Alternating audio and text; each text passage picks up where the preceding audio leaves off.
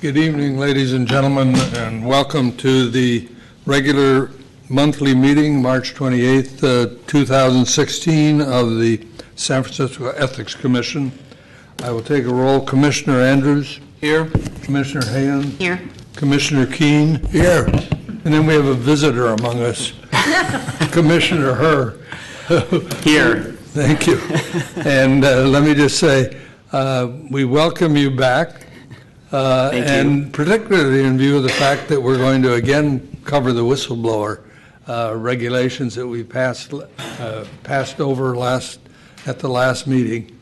And I see you didn't bring your plaque that you stealthily took away in February. To be clear, it was given to me, but it's now residing in my office. Anyway, but welcome. So.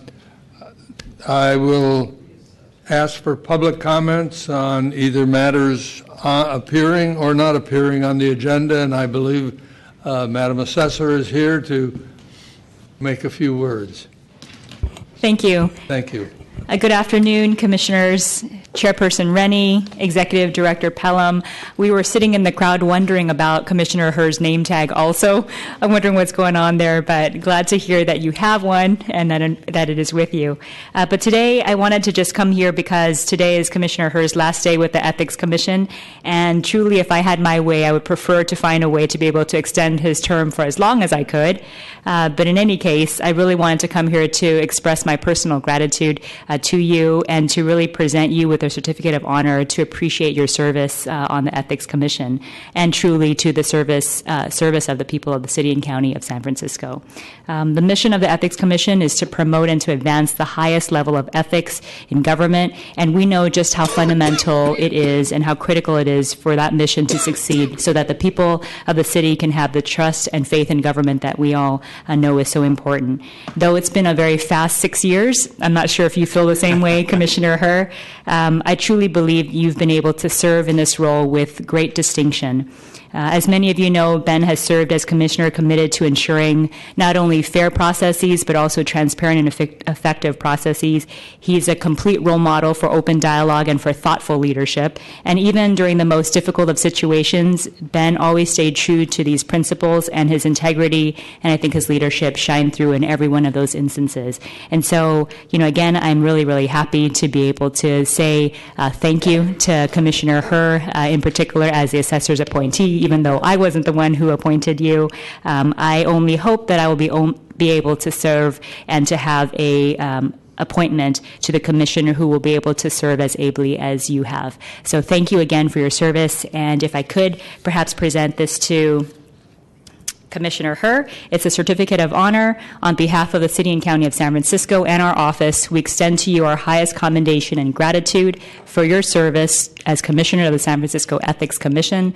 Again, we want to say and note that the capacity you have served with distinction, your unwavering commitment to ensuring fair, transparent, effective processes, and through your thoughtful leadership guiding the Commission on enforcement regulations and policies. For these 6 years of public service to the people of the City and County of San Francisco, we are in your debt, and we offer to you our deepest appreciation. Thank you, Commissioner Herr.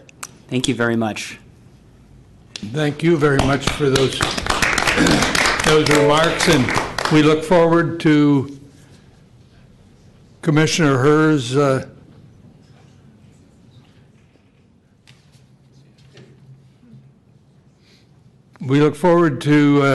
the new appointment commissioner that you will be appointing. I am sure that he or she will be equally outstanding, but he or she will have a tough road to follow. Thank you again. Thank you. All right, any other public comment? Thank you, Chair Rennie. I'm Patrick Minette-Shaw. I want to repeat thanking Commissioner Herr for his seminal vote in Law Affair Mercarimi when he cast the Ethics Commission's sole vote that Mr. Mercarimi's behavior had not risen to the definition of official misconduct.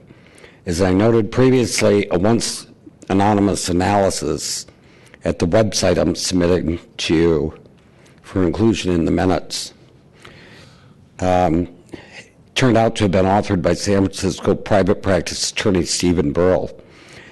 and it had been distributed, I believe, to the full Board of Soups in this commission before your two respective hearings, clearly demonstrating the mayor's trumped-up charges against Mercurini didn't meet the definition of official misconduct.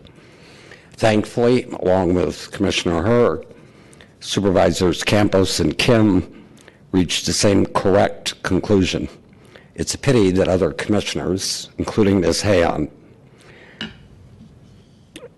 didn't understand the significance of Burrell's legal analysis in the face of the mayor's bold attempt to strip all city employees of protection against false official misconduct allegations. Since Larry Bush is unable to attend today, I want to repeat his testimony he submitted for distribution today to the Commission. First, I agree with Bush's recommendation that this Commission return to issuing its own annual whistleblower report. Second, I also agree with Bush's calling for annual whistleblower protection training for all. Let me repeat, all city employees, not just city supervisory and managerial employees, and not just a handful of city employees required to complete Form 700s, and those required to take annual Sunshine Ordinance training and biannual ethics training.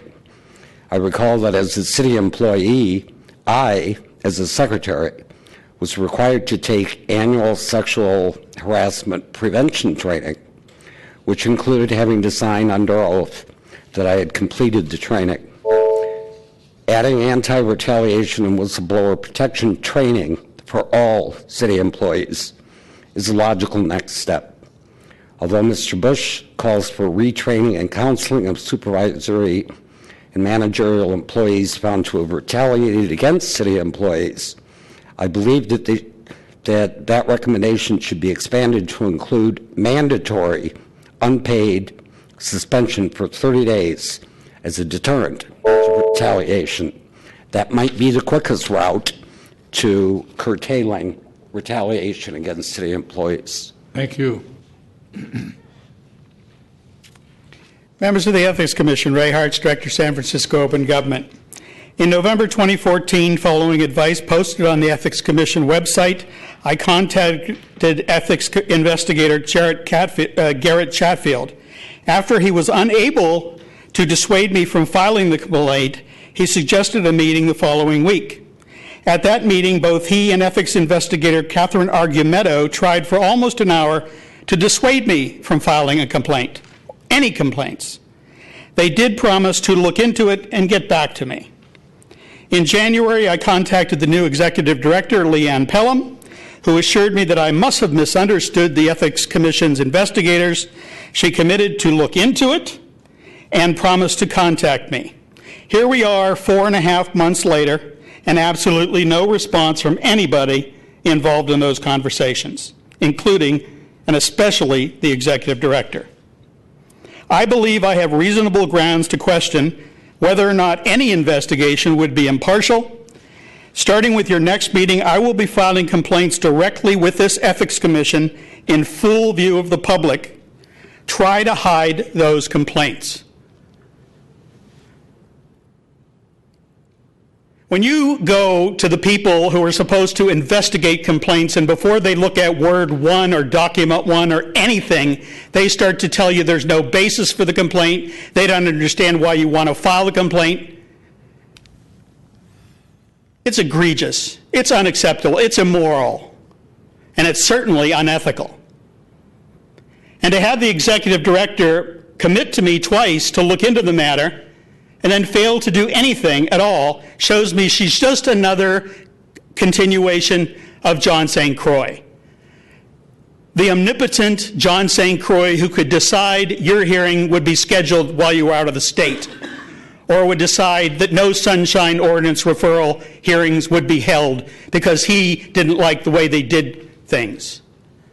You have spent years going around and around about the Sunshine Ordinance, and you haven't enforced it but one time, and that was against Jewel Gomez, former president of the Library Commission. And you recommended to the mayor unanimously she be removed, and the mayor ignored you just like everybody else does.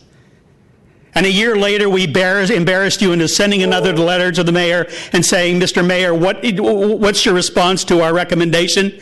And he didn't even bother to respond to you. You aren't even worth his attention. In fact, I would be willing to bet that Mayor Lee holds you all in contempt. He certainly isn't going to do anything that you recommend. And as far as Mr. Herr, I'm glad you're gone, because I cannot think of one thing in your term that you've done that has made this city more ethical for its citizens. Thank you. Any other public comment? Good evening, David Pilpel speaking as an individual. As I commented at the January meeting, I again want to appreciate Commissioner Herr for his work, and I join in the comments of Assessor Recorder Carmen Chu in thanking him for all his time. And unfortunately, we've got term limits. Term limits aren't great. But again, I thank you for all your work on the commission and look forward to the new appointee, but really want to thank you. Thank you. Any others? Seeing none, I will turn to item 3 on the agenda, which is the annual election of officers and discussion and possible action to elect a chair and a vice chair for the coming year. Commissioner Keene? Yes, Mr. Chair, I renominate you to serve a second year as chair of the commission, excuse me. Is there a second? Second. All right. Any discussion? Yeah, excuse me for jumping in. Deputy City Attorney Andrew Shen, under the bylaws, a chair can't serve more than 1 year at a time. Yeah, but two consecutive years. Is that right? Yeah, he can serve It's two consecutive. Two consecutive We've been years. violating it for many years then. That's right. No, that's not correct. It's 2 consecutive years. My apologies. Thank you. Any discussion? Not any public comment? David Pilpel again, speaking as an individual. I have no objection to President Rennie continuing for another year. I just wanted to ask publicly, since there will be a new appointee to replace Commissioner Herr, whether you want to continue the matter for a month so that the new commissioner can have an opportunity to participate. But otherwise, I don't think there's a problem tonight. Thanks. Any other comment? My only comment would be that I think it would be great to have the continuity of you as chair. I think this has been kind of a transitional period, what with our new executive director and the other issues that we're dealing with. So I think you've done a great job and would like you to continue if you're willing to do it. All right, thank you. Yes. Patrick Minette Shaw, with all due respect, Chair Rennie, and with due respect to Commissioner Herr, who I will also not be too sorry to see leave. If you've been violating your own bylaws, as Commissioner Herr claims, it's time for some fresh blood. And so I would urge Commissioner Anders to nominate Commissioner Keene, who has displayed it during his term on this commission, some of the soundest legal reasoning and soundest ethical reasoning I have heard on this commission in the 20 years that I've lived in San Francisco. Time for some fresh blood, Commissioner. Thank you. Commissioners Ray Hartz, Director, San Francisco Open Government. And this is related to the election, so don't try to tell me you're not talking about the item on the agenda. During the January 25th, 2016 hearing relating to the $193,000 fine levied against Supervisor Mark Farrell, Chairperson Rennie publicly displayed how far he will go to hide from the public the machinations of this Ethics Commission. First, even your own members had no idea why it was on the agenda. Simply placing something on the agenda with attachments, but not saying what the hell it's on there for, leaves the public at a disadvantage. Second, even now, the public has no idea why it was on the agenda or what Commissioner Rennie had been authorized to do regarding the matter. Commissioner Hayon simply doesn't seem to understand much of what goes on here during Ethics Commission meetings and contributes little or nothing meaningful to the discussions. That leaves only two suitable candidates for leading the commission, Brett Andrews and Peter Keene. With these members in leadership positions, I believe there is at least a possibility that the will of the citizens of San Francisco for ethical government will stand any chance. Give ethical government a chance. I have watched you for years now, and you are the most sorry bunch of people, with the exception of Member Sullivan and Member Keene. Member Keene last time tried to stand up for something you were doing, which was hide from the public your backroom deal and whatever machinations you're going to pull regarding Supervisor Farrell. And Supervisor Hayon and Supervisor Herr especially, went along with it because they don't like, and it's been their position on this task force, on this Ethics Commission, to withhold as much as they possibly can from the public. And again, I'll ask those three members, what have you done on this Ethics Commission that you could actually name us that made any damn difference in the ethical atmosphere in this town? We have a mayor who's got his aides raising money illegally, going to prison. We have a state senator going to prison. Yeah, the ethics here in San Francisco are really good, and I think it has finally gotten to a watershed where the citizens of San Francisco are tired of all of these different things like going on, like Fajita Gate and whatever, and they sort of disappear into the netherworld, and we never hear of them again. And I think that's what's going to happen with the matter relating to Supervisor Farrell. You're going to make a backroom deal with him. He's going to do the deal, and somehow it's just going to kind of disappear into the netherworld. At least Supervisor Keene, and with some support from Supervisor Sullivan, made an attempt to take that piece of garbage off the agenda. I did file a complaint with the Sunshine Ordinance Task Force. Yes, you can attach anything you want to the agenda, including the San Francisco telephone book. It doesn't make the agenda item meaningful. And when your own members have to come in here and start out arguing for 25 minutes about whether or not you should even have it on the agenda, I think it's pretty clear that the public was disserved. Now, as far as Commissioner Keene remaining, Commissioner Rennie remaining as the president, I don't give a damn whether there's one term, two terms, what rule or whatever. He doesn't deserve it. What have you done, Commissioner, to do anything to make this city government more answerable to its people, to make elections fair? You nibble around the edges and you go after people who can't defend themselves. And I think you do it personally, based on your personal animosity and the orders you have from the people who appoint you. Mayor Karimi should never have been before this body. An elected official, if is to be removed, should be removed based on a recall, not some jury-rigged policy that you all did. And you were at the center of that. Thank you. Any other public comment? Any discussion?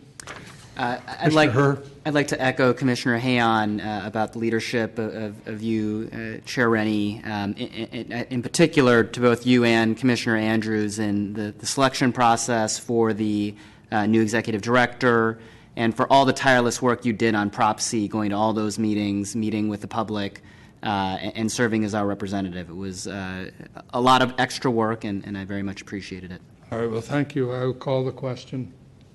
All in favor? Aye. Opposed? 1 abstain and 4 approve. All right. I think you. The second item on that... Actually, you can't abstain. I've got a conflict of interest, but I'll vote for it if that makes you happier. Thank you. I'm happier. Item 3 also is the election of the vice chair. Do I hear a nomination? Chair. Commissioner Keen? Yes, I'd also like to renominate Commissioner Andrews as vice chair of the commission. Right. Do I hear a second? Second. Right. Any discussion? Any public comment?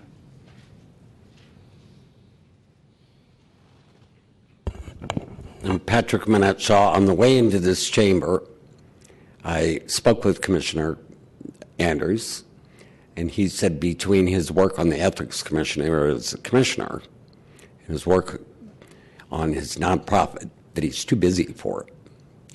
So if that's the case, and if he were being honest about matters, I think he should thank Commissioner Keen for the generous nomination and indicate that he's not interested in the position because he's too busy.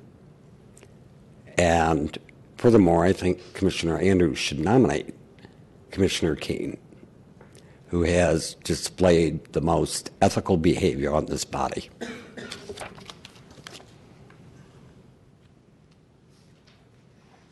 Commissioners, Ray Hartz, Director, San Francisco Open Government. While I certainly do support the appointment or election of Commissioner Andrews as the vice chair, I really do believe it would have been better had he been the chair. I'm going to do something now that I did at a library commission meeting, which got me into a lot of trouble and actually made the newspapers. I talked about ancient Rome, where they would appoint a dictator for life, because the Library Commission just got in the habit of re-electing the same two people year after year after year after year after year. And I said, well, maybe we'll be like the old Roman Republic, where at least we'll have the chance of an assassination to make a change. And all of a sudden, oh, he's threatening us, he's doing this. And the president of the Library Commission, Jewel Gomez, and these are her words, not mine, she was quoted and taped, I know 12 fucking people who could bury him. That's the attitude toward public comment in this city. If you don't like what somebody has to say, you will threaten them. And you will fight them. I have 7 orders of determination against the library and the Library Commission for either withholding public records, part of which was to keep Luis Herrera, the city librarian, from going to the FPPC and having found to file false, perjured statements of economic interest. And part of it to find out that the group called the Friends of the San Francisco Public Library, who spends $6 million or more a year, money raised in the name of the city of San Francisco, and not one body or individual in this city government can tell anybody where that money went. And that was the hearing we were having, that I was out of the state, and you decided to do it cleverly and announce it before I left and hold it before I got back. And you're too much of a coward, a set of cowards, to bring it back and hold an honest hearing. We need new leadership, and we certainly need to get rid of the 2 people I think are the worst. We've already gotten rid of one, Mr. Herr. And Commissioner Hayon did nothing but stand up and say, well, I was on the Library Commission, and if the Friends did, it must be okay, which showed her to be totally prejudicial to my position. And Commissioner Keen, who basically, I'll be honest with you, I really can't see what you do that serves any purpose at all. You meant Commissioner Rennie. You were looking at not. Oh, I'm sorry. Yes, Rennie. Yes, thank you. I'm sorry, Commissioner Keen, because Commissioner Keen has shown some balls, if you'll excuse the expression. He actually questioned an item that was on the agenda the last time, and the rest of you, with the exception of Commissioner Andrews, went along and did what you always do, which is go in the back and hide from the public. Thank you. Any other comment? Sorry, it'll take me a moment. David Pilpel, speaking as an individual, I wanted to support the nomination of Commissioner Andrews for Vice Chair. Since it appears that you are having the election tonight, I think that Commissioner Andrews has been thoughtful, level-headed, and fair, and would be fine to continue for another year as Vice Chair. Thank you. Any commissioners have any comment before we vote? All right, I'll call the question. All in favor? Aye. Opposed?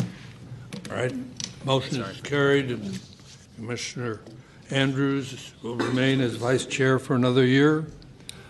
And we will turn to item number 4, which is discussion and possible action on a proposed stipulation, decision, and order regarding ethics complaint number 19-131115, Lynette Sweet, Respondent. Good evening, Commissioners. I'm Garrett Chatfield, one of the investigators on staff. As Chair Rennie just Can stated... I interrupt you? Is Ms. Sweet here tonight? No, I don't believe she is. She was notified, was she not? Ms. Sweet was notified that this was here. She's not required to be here, and Right. she's not here. Right. So this matter is here for your consideration for the approval of the stipulation that you've been provided with. This matter was initiated as part of an audit for Ms. Sweet's campaign committee, Sweet for Supervisor 2010, where she was running for District 3 Supervisor. Ms. Sweet was publicly funded. 10. Sorry if I misspoke. Sorry, District 10. Ms. Sweet committed, or her committee received public funds, so she was subject to a mandatory audit. The audit covered the period from January 1 through December 31, 2010. Ms. Sweet was notified of the audit in March 2011, where she was advised that she needed to provide records to the audit staff for the audit. She initially provided some documentation, however, there were documents that were not provided. Throughout the course of the audit staff attempted to obtain the records from her, but Ms. Sweet stopped communicating with audit. Because she stopped responding to them, audit staff went forward with the audit without the documentation that they had requested. The final audit report was issued on July 17th, making 3 material findings. The 3 material findings are what form the basis of the stipulation. This matter had a probable cause hearing on January 26, 2015, where the 10 counts that are presented in the stipulation were presented at the probable cause hearing, which were from the 3 material findings, and the Commission made the finding that there was probable cause to believe those violations had occurred, and then staff issued its accusation on February 5th.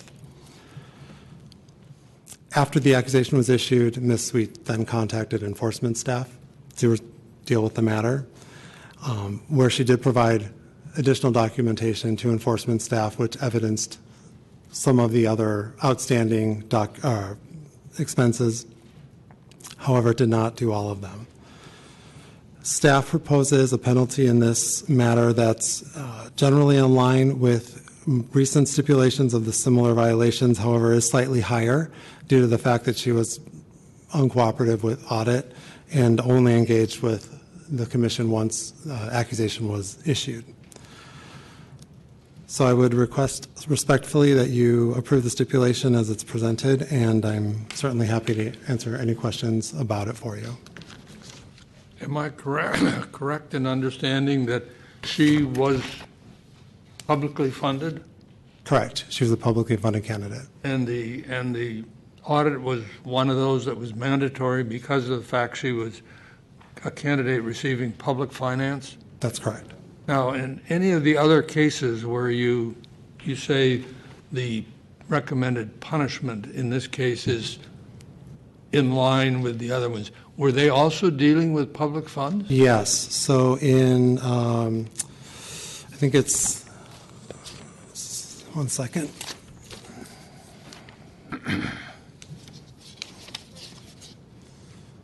The example of Ethics Complaint 2410-1021, that candidate was also publicly funded.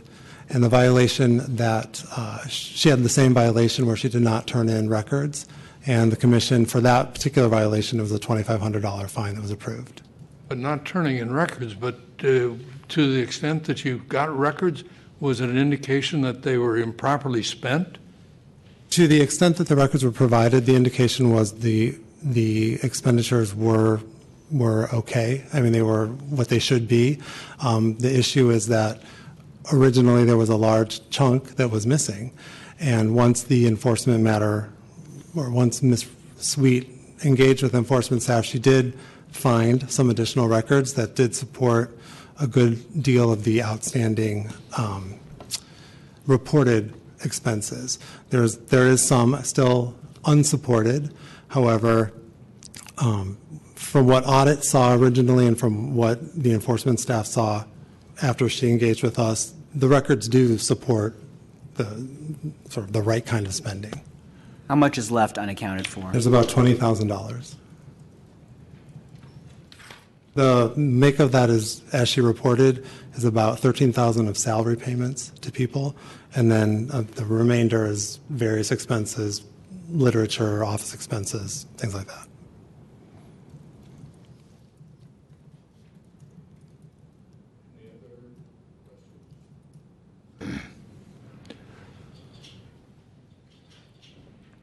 Do I hear a motion? I'll move approval of the recommendation. That we approve it? Yes. All right. Do I hear a second? A second. All right. Public comment? David Pilpel, speaking as an individual. Several comments on this item. The report here, and I would suggest in the future, doesn't include the campaign ID number or the treasurer's name. That would be helpful. Actually, I take that back. Page 3 does include the FPPC ID number, but the treasurer is not named in here, and I think the ID number should be part of the caption on the matter. The audit report that's referenced wasn't included, so there was discussion of the fact that this is a publicly financed candidate, but the amount of public financing provided wasn't included, and I think that's a consideration, or should be a consideration, for the penalty amount. As you just discussed, the report indicates that there was $20,000 plus in expenditures and almost $5,000 in contributions that are still unaccounted for. It seems to me like this is a good or bad example of record keeping, and record keeping is kind of a cornerstone requirement of campaign finance, whether it's a publicly financed candidate or not. So. As I said, in the future, I would include some of that additional information, including the audit report, where that forms the basis of some of the recommendations. And in summary, I think that the $92.50 that's recommended is low, and I would encourage you to consider rejecting this amount and seek a higher amount. And just finally, the staff report has a proposed stipulation, but it's not signed and dated by the respondent, so it's not clear if the respondent has agreed to this amount. Normally, when there's a proposed stip, the amount, the stip includes a signature by the respondent. So it's not clear to the public if the respondent has agreed to this amount as a proposed settlement.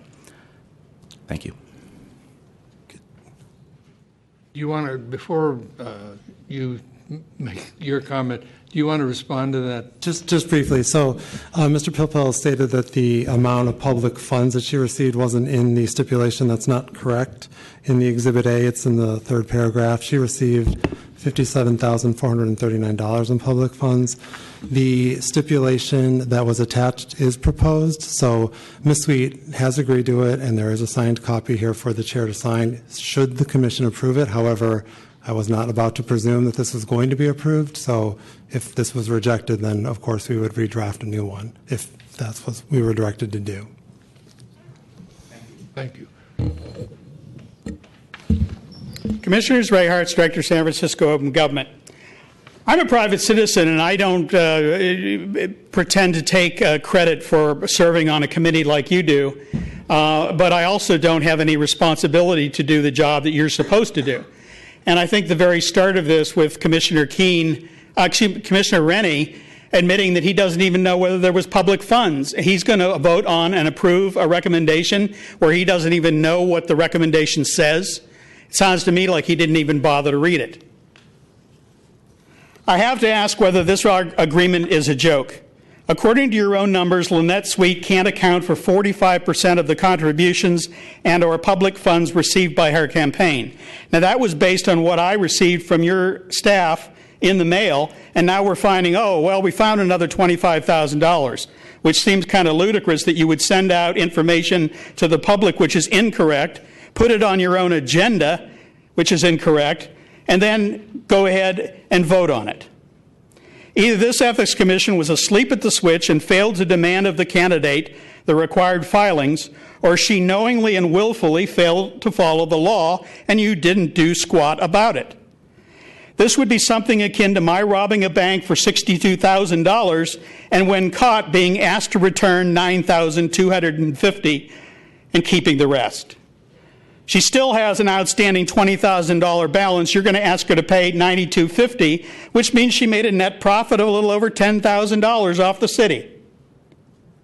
I believe the public has a right to know, here and now, the rationale for the executive director's recommendations. Public money was accepted and expended for the purpose of the political campaign. What 45% or 25%, whichever figure you choose to use, because you seem to just be very flexible in the numbers, of that money was spent on, money was spent will never be known to the public. Why should the public believe that this fine is being paid for with the very money that has disappeared? I take $20,000 of public money, put it in the bank, stick it under my mattress, and then when you finally fine me half of that, I just go in under my mattress and get it and pay you back your own money. And then I'll laugh about what fools you are. This agreement is in fact a joke. And if you approve it today, you're a joke. This person, by your own admission, your own investigator's facts, still has unaccounted for twice what you're making the fine. That was like when Luis Herrera took $5,000 a year from the Friends of the Public Library and was fined $200 for lying on his statement of economic interest under penalty of perjury. Thank you.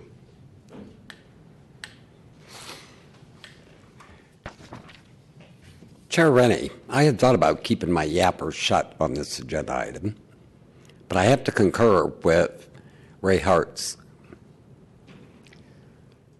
You asked the taxpayers to foot public financing, and then, as Ray mentioned, you let Lynette stick that money under her mattress and pull out half of it when she has to pay a fine. So I'm turning to one of you with an ethical backbone. You should introduce a motion to table this and send Mr. Chatfield back to the investigative drawing board and finish that audit. Why should we be doing public financing and fining the candidate for office less than what they snatched out of the taxpayer coffers? I agree with Mr. Hartz that if you pass this thing without tabling it for further investigation, you'll be making a mockery out of your own body.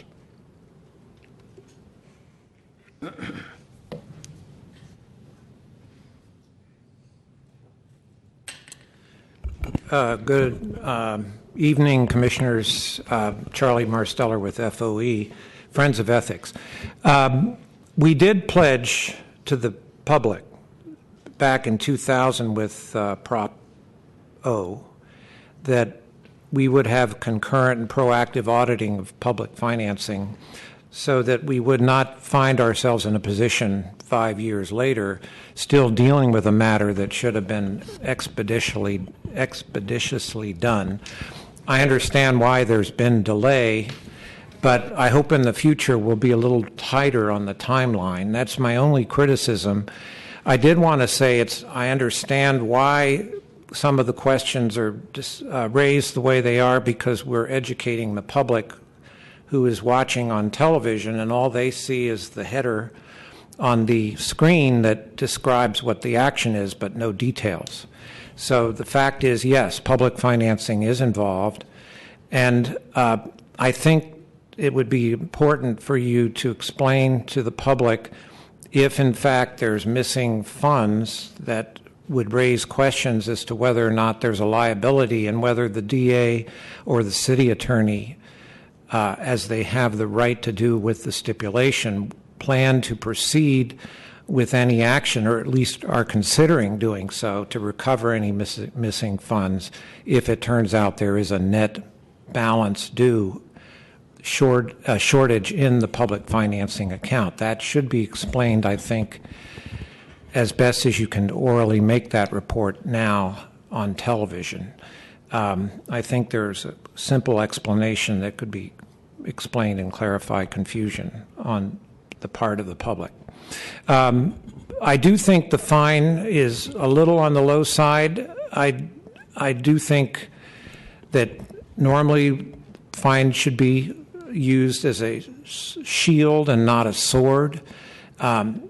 In public financing, there is a margin, I think, or an appreciation that should be given if there's something that's not making the reports in a concurrent and timely way.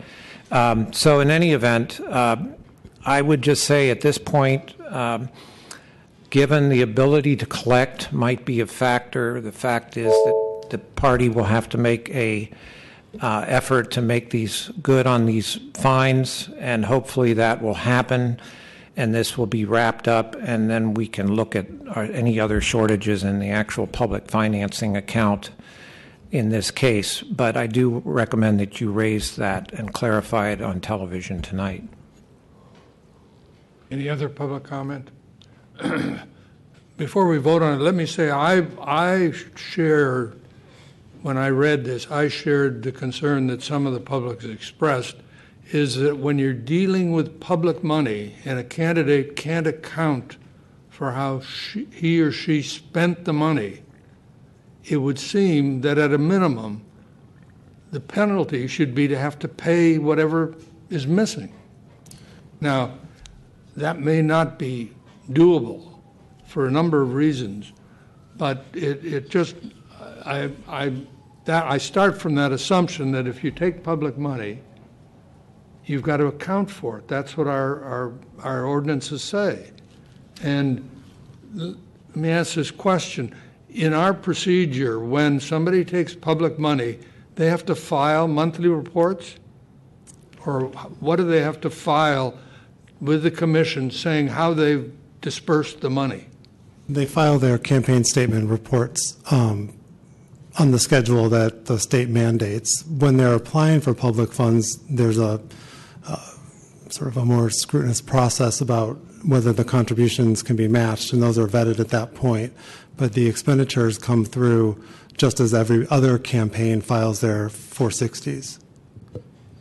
Would it, I don't know if it's legal, but would it be possible for us to set up a system where those candidates taking public financing have to report on a more frequent basis their expenditures so that we don't end up at the end of the campaign that they don't have the information that we need?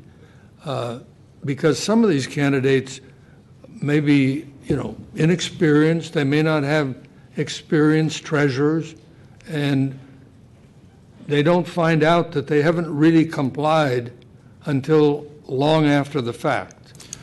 And is there some way that we don't get to the end and find out they've failed to comply?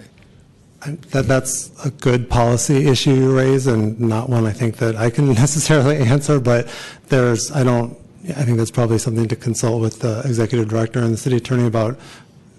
If you can impose additional filing requirements, I probably could. Yeah, I don't see why we couldn't. I do want to address quickly that although that is true, there is still money unaccounted for. We base this off of the prior stipulation that the commission approved relatively recently, which also had money unaccounted for that they never turned documents over, and that was a $2,500 fine. So if you do believe the fine's too low, of course, we'll go back and talk to the respondent about that. But that's where this number came. We pushed it up a little higher because of her unresponsiveness. I share Chair Rennie's concern, and throughout this whole case, I've been concerned with the amount that's been unaccounted for, and for the reason you raise. I mean, this is setting a precedent for the next time, and I'm concerned that if we don't have a system where we're at least demanding what is unaccounted for, that we create a precedent where future individuals will point to previous decisions and claim that, approximately half of what is unaccounted for is the appropriate penalty. So I am concerned about that as well. Garrett, did Mrs. Sweet talk anything about any financial hardship that she is having? I wanted to figure out what rationale and kind of we applied to this upfront. I think $2,500 within the first 60 days, and then another 11 payments of something, 600. I can't remember. I know the outline of it. Yeah, there was some discussion about that and her ability to pay, and that's why the payment plan was inserted into the agreement. I think that's probably the extent of that I could say at the moment. But it was a part of the consideration, though. As far as the payment plan, as far as the payment plan goes.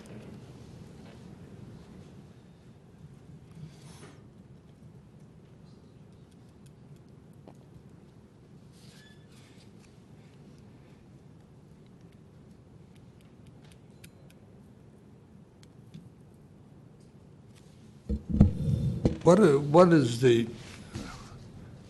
I have to reread it again, but if she fails to make payments as agreed to, is there a provision that she would then be liable for the full amount?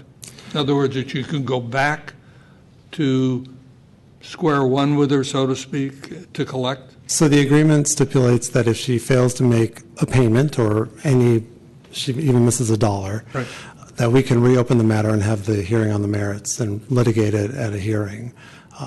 Including the amount of the fine? The entire matter would be reopened.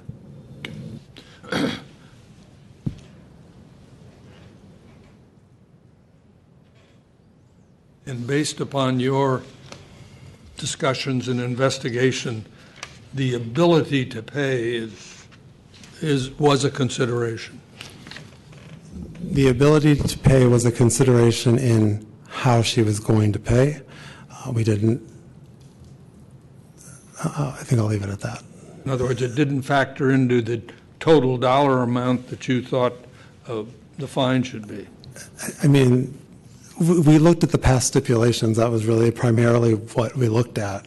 And they were around this dollar figure, including the fact that they didn't ever turn in the documents to show what they had spent on. So again, if you believe the it's $92.50 in total, the $3,500 is the one that's dedicated to the failure to disclose the records or to keep the records. You have the ability to send me back and renegotiate this with her if you feel that's too low. So there are no records whatsoever? She has not provided them. So we don't know whether there are records or not? She has been unable to account for the remaining $20-some thousand. What would the IRS do? What is the maximum? About 15. What is the maximum that could have been imposed under all these counts? It's a $5,000 per violation. So it's $50,000 could have been imposed. Oh, or 3 times the amount Razor spent. Yeah.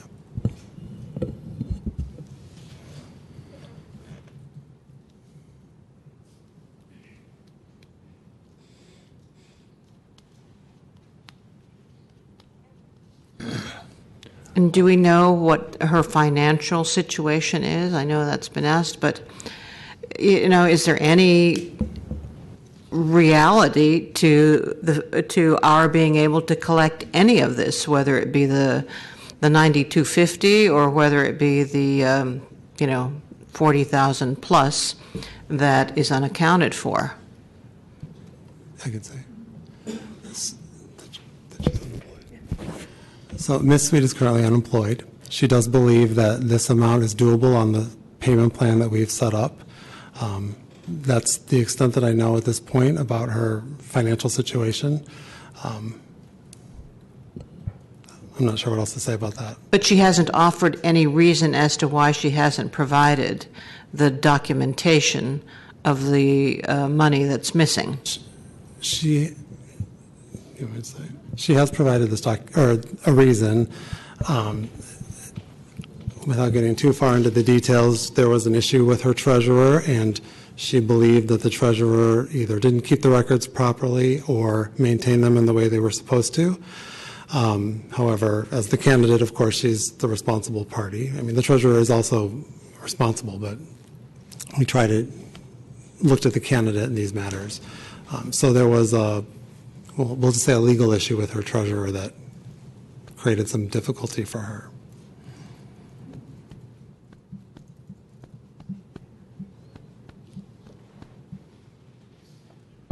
So you're satisfied that there's no ill intent on her part in regard to the records not being provided to us?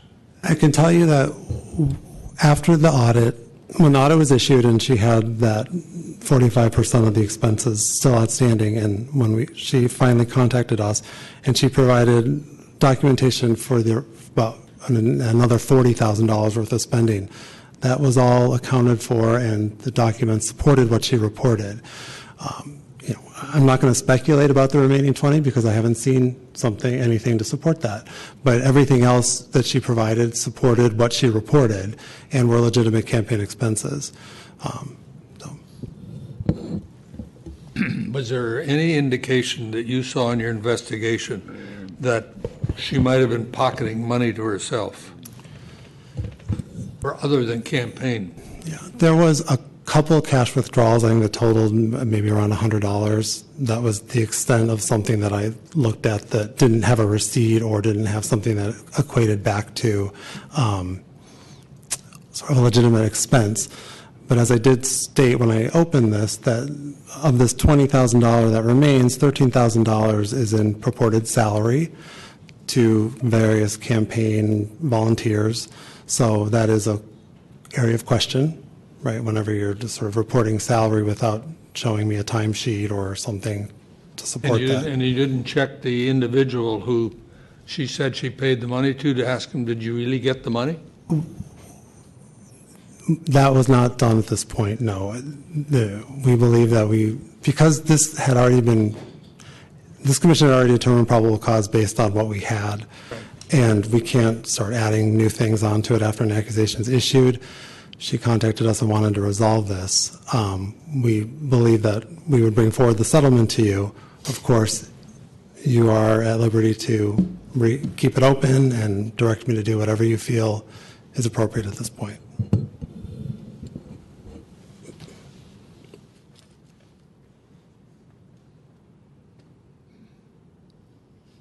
All right, I'll call the question.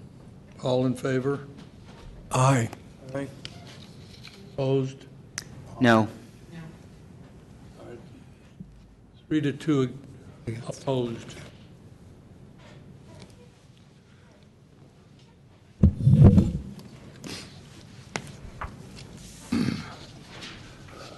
Turning to item 5, discussion and possible action to select audit of campaign committees and lobbyists. Want to proceed? Thanks. Sure. Good evening, Commissioners. This is the item in your materials that provides you with the opportunity to randomly select campaigns that will be part of the upcoming audit cycle. These were for candidates and committees that were active in 2015 and are subject to random audit. It also is an opportunity to select lobbyists that will be subject to random audit pursuant to city law that in the last couple of years has required random audits of lobbyists. So we have a process here. We have Eric Willett with us from the audit staff. And just by very quick background about the selection process, as you may recall, all publicly financed candidates have a mandatory audit. So they will be audited at whatever level of campaign activity because they received public financing. The process tonight is to randomly select other campaign audits for committees that fall into three categories. Those are candidate-controlled committees for committees that did not receive public financing, ballot measure committees, and general purpose committees. Those committees that were formed to support or oppose candidates or ballot measures across in more than one election. So we have, again, committees that were active in 2015. Lobbyist audits, effective July 2014, our Campaign and Governmental Conduct Code requires the Commission to conduct one or more audits of lobbyists selected at random. The first group of lobbying audits that the Commission had was selected back in March 2015, and we selected 4 lobbyist audits last year. Is that correct? We had put 4 lobbyist audits. Yeah. Based on the guidelines that you established back in 2008, that this Commission established back in 2008, we're proposing to audit more committees and lobbyists from higher levels of financial activity than we have in the past. So we have an audit pool segregated into a variety of levels. Spending by campaign committees that are above a $10,000 threshold represents nearly all campaign money that was reported, 99.7%. Spending by campaign committees that had activity of $10,000 or less represents 0.3% of all spending. So spending by lobbyists that's above the $10,000 threshold that have $10,000 and or 10 contacts, again, that is the bulk of lobbyist expenditures that have been reported in 2015. And spending by lobbyists that's below the $10,000 threshold and or 10 contacts represents only 0.4% of spending. So this is just trying to give you a sense that our focus really is trying to capture audits, putting in that random audit pool potential audits of those who are engaged in the greatest level of spending activity in city campaigns and in lobbying. We are proposing this evening that we select randomly 20% of the committees from a total of 53 committees that were active last year. This would be 11 total committees that we're proposing to audit. 6 would be from above that spent above $100,000. 3 would be in that mid-tier of spending between $50,000 and $100,000, and then 2 would be in that smaller category below $10,000 to $50,000. And as to lobbyist audits, we're proposing to select 4 lobbyists, which would equate to 10% of those active in this last year, and that's from a total of 40 lobbyists. This, again, follows a similar pattern of trying to categorize them based on their money and contacts reported, but our focus is trying to capture some proportionality with the largest expenditures being selected with a higher percentage chance of being randomly selected. And also, in terms of the campaign activity, I would note that our proposal as well, once the committees are selected by whatever method you're comfortable with this evening, we would propose that we are going to audit first those candidates based on their level of spending. In the past, we have done audits of committees for candidates who were not successful in their elections.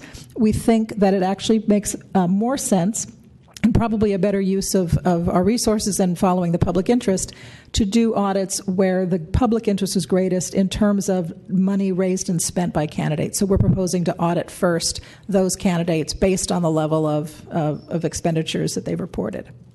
So there's a lot of data here, but I wanted to just try and give you an opening sense of what our thinking is and how it reflects policy discussions you've had in the past.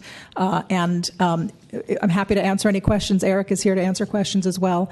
And if there are any questions, we can take those, or we can proceed to a random selection with Eric's help. I appreciate the effort to prioritize because I know we have limited resources and we want to, use them as effectively as possible.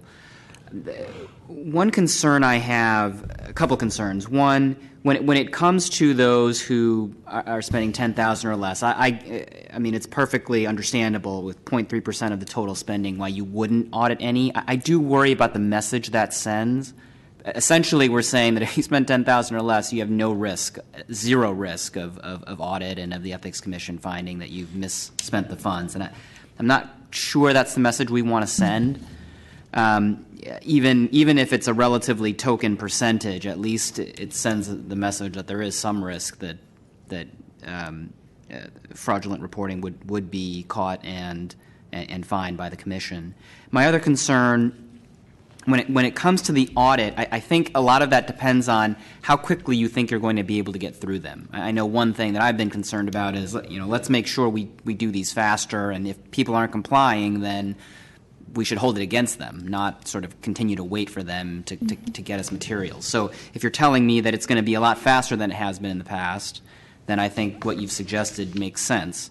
If it's going to be about the same speed, then we run the risk that we've had before where candidates who lose, they no longer have any vested interest in actually complying and may be long gone by the time you actually get to them. Mm-hmm. So I think part of what you want to do depends on how quickly you think you can get through it. And thank you. I would completely agree with your the concern that you've expressed about the timeliness of what it takes to get through audits. It serves everybody's interest to try and make sure the audits are thorough, accurate, and timely. And we have some room that we can make improvements in that, certainly.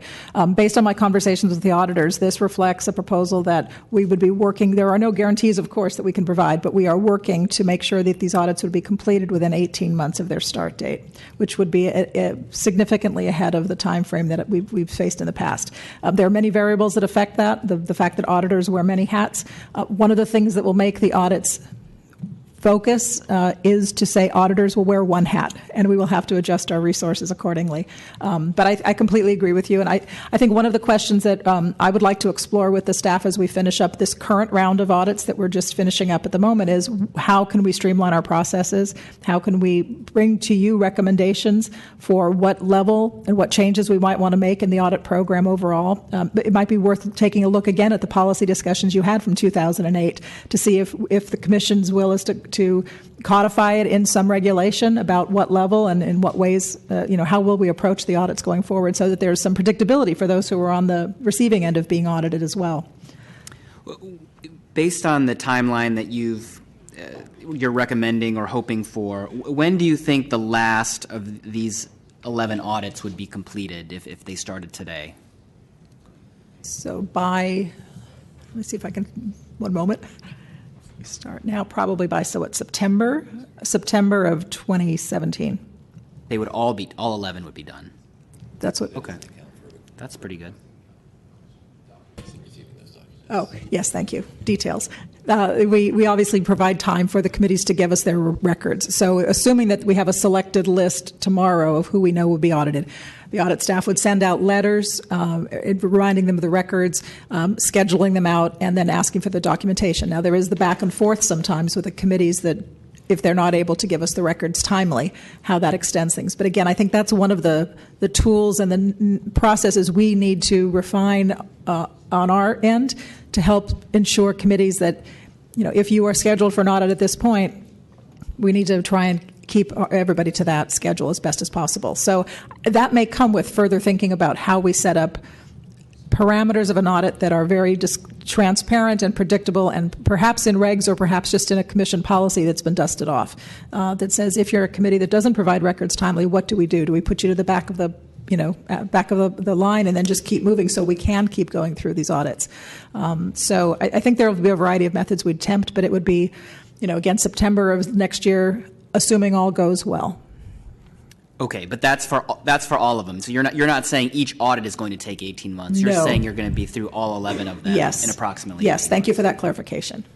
That's helpful. Thank you. Any other comment by the commissioners?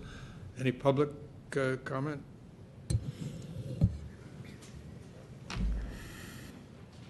Charlie Marsteller again. I really had just a question. I know you do a facial audit when the forms are filed, and I assume that's to make sure that the filing is correct and complete, or complete. You're not really looking at correctness. There may be some systems for auditing that maybe fall short of a full audit.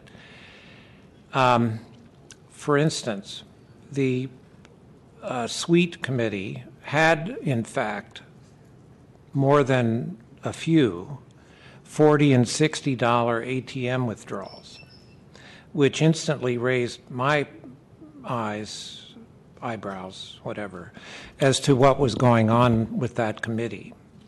There may be some things for smaller committees, too, that you can do that fall short of a full audit, but would give you enough of an indication as to whether everything looks like the treasurer knows what they're doing and are doing a competent job.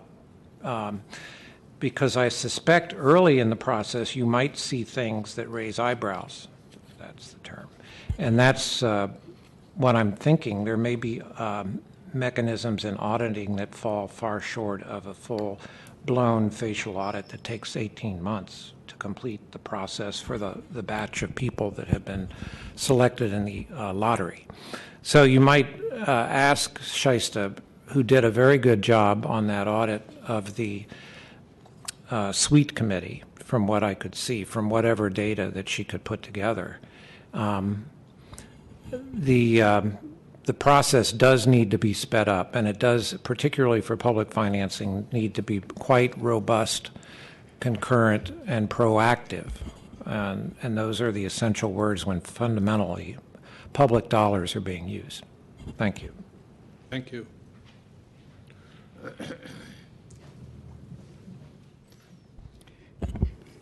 Commissioners, Ray Hartz, Director, San Francisco Open Government. Given that the subject is audits, and we heard in the previous item that the audits are sort of slipshod to begin with, the simple question of, she said she paid $13,000 to somebody. Did you bother to ask the person whether they got the $13,000? Got the answer no. I mean, what kind of an audit is that? If it met any sort of professional standards, the person would be get their credentials removed and would probably lose their job, if not go to jail. I'm going to make a prediction. I think that when we get done with the selection process for audits, an extremely small percentage of the $26 million under discussion will be subject to audit. I also predict that the large campaign committees and cycle lobbyists will receive almost no scrutiny whatsoever. I don't believe that Ed Lee for mayor 2015 will be audited. Neither will most or perhaps any of the groups that set up to confuse and deceive the public regarding our current housing crisis. There was millions and millions of dollars spent that was done that achieved no purpose but to deceive the voting public about what these items were for. This Ethics Commission is confusing activity with accomplishment. The only reason we now know that persons connected to Ed Lee's re-election as mayor engaged in illegal activities is due to a federal investigation. I'm going to be requesting public records relating to the last such audit to determine whether they serve a legitimate purpose or are simply scams designed to fool the public and let wrongdoers off the hook. Basically, I think anybody, honestly, you look at the meetings that you have now, nobody bothers to come to these. I think because nobody really believes this Ethics Commission really does anything to improve ethics in this city. Not jack, okay? And I come here because I like to watch Mr. Herr laugh with his derisive little smirk about the fact that you challenge stuff which he cannot and will not disagree with, and that's another reason why I'm glad he's going to be gone. But the bottom line is these audits are a joke. Ed Lee for mayor 2015, if that comes out of the hat, give me the piece of paper and I'll eat it. We know from a federal investigation that at least 3 of his staff were soliciting contributions illegally, falsifying the records to make it seem like it wasn't. And yet here we're going to do these piddly little ass audits, and you're going to act like that's seriously going to deter anybody from wrongdoing. That's because the people you need to deter are the people who appoint you, and you don't want to mess with them. Thank you. David Pilpel, speaking as an individual. Several comments. I appreciate that staff spent a lot of time working through this audit proposal and stratifying the committees and attempting to include progressively increasing selection percentages so that the public interest is better served by greater scrutiny for those committees and lobbyists with additional funds and activity. Nevertheless, a couple of points here.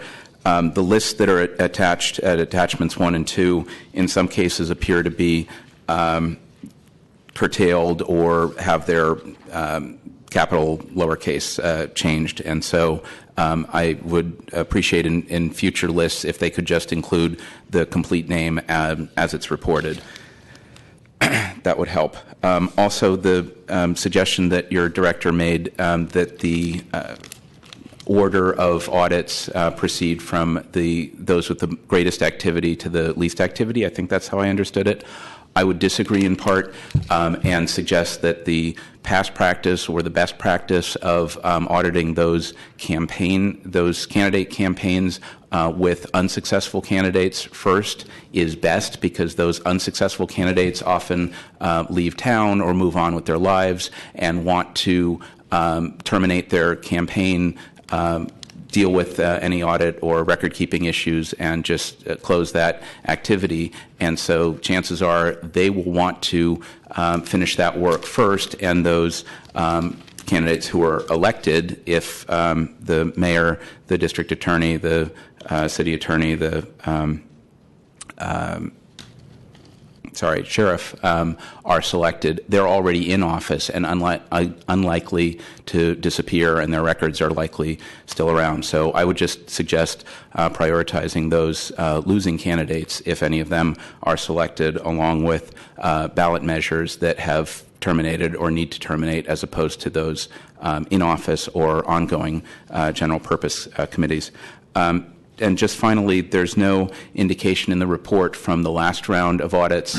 Actually, the executive director's report talks about completing that round of audits, but the previous round that are, I believe, all complete, I think there should be a paragraph in here that indicates how many of those audits were done, what the average length of time was, that speaks to some of the questions that were asked earlier, and whether there were any material findings. To me, understanding how many material findings come out of this whole audit process really gets to the issue of investment of resources for audits. So if we're yielding material findings that then result in investigations and whatnot, then this is good work. If we're just keeping people compliant, then there may be other ways to approach it. Thank you very much.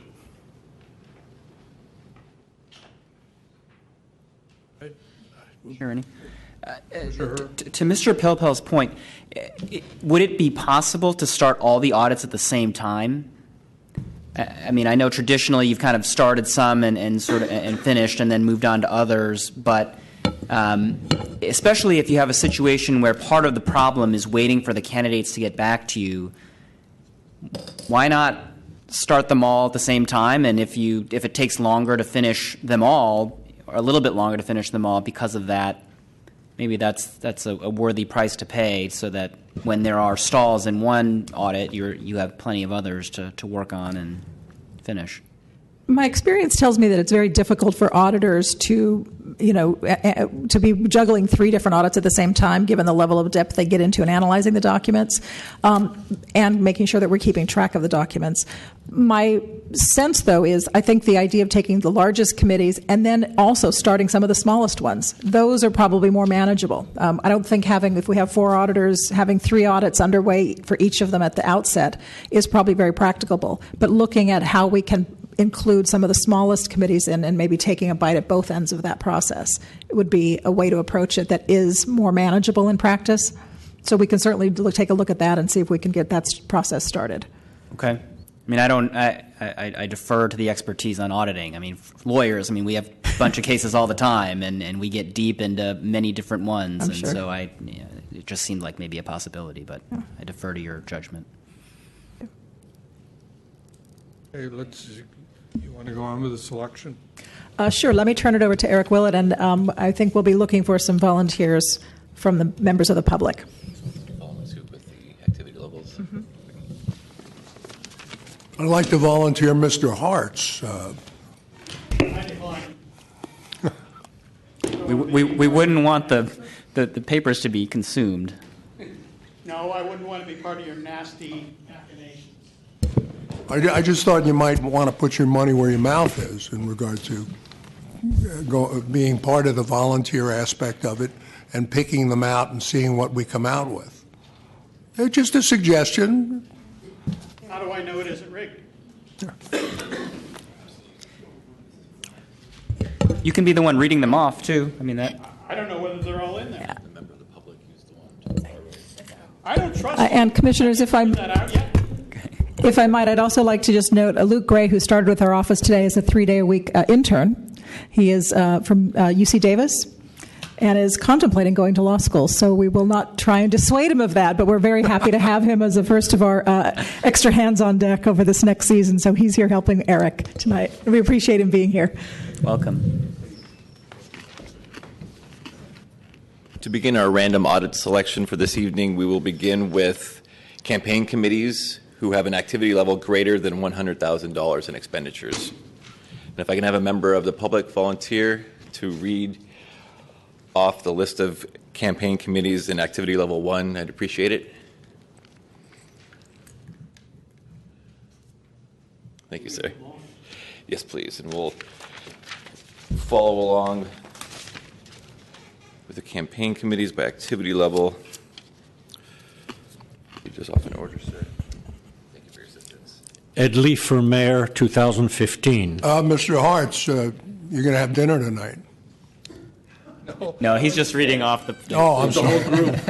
This is the whole group. Getting ahead of myself. Hennessy for Sheriff 2015. SF for Everyone, no on Proposition F, sponsored by major funding by Airbnb.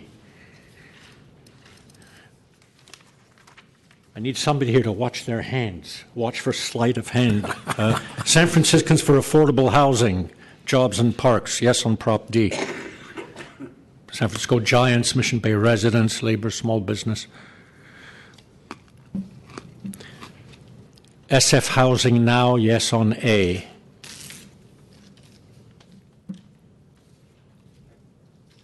San Franciscans for Real Housing Solutions, no on I.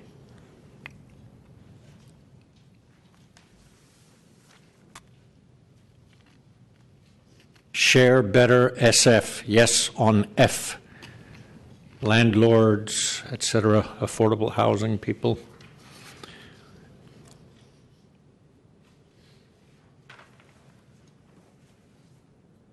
San Francisco Tenants and Families for Affordable Housing.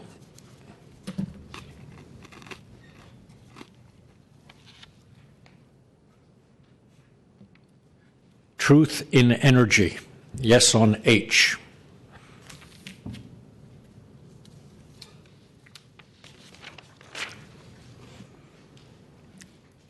Committee to Save the Mission, yes on Prop I, sponsored by Coalition of Mission Neighborhood Organizations.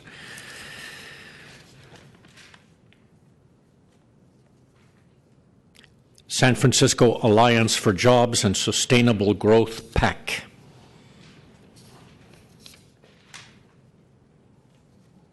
Asian Pacific Democratic Club Political Action Committee.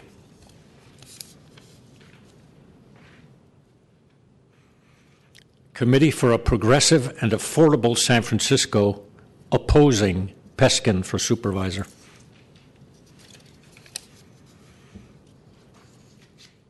Friends of Julie Christensen for Supervisor, sponsored by SFPD Association.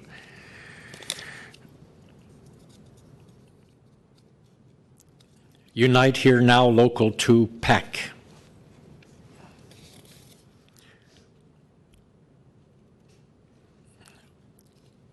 Protect Our Benefits.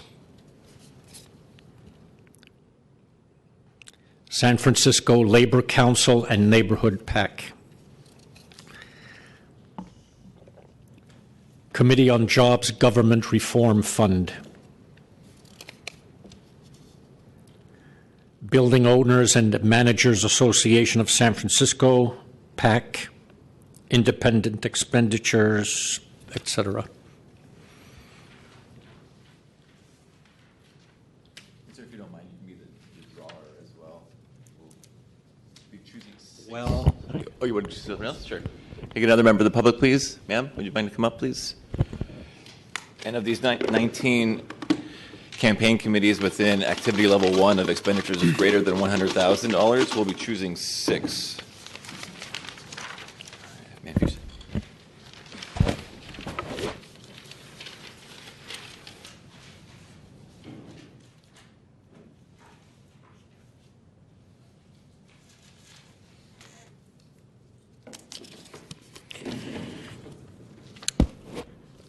Hennessy for Sheriff, 2015.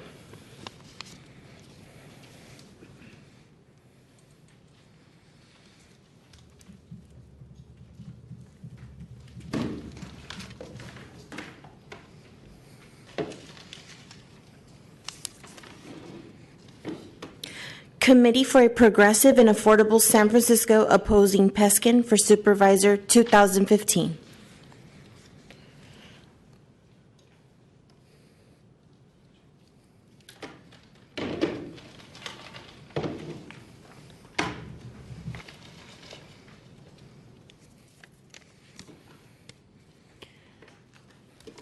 Committee to Save the Mission, Yes on Prop I, sponsored by a coalition of mission neighborhood organizations.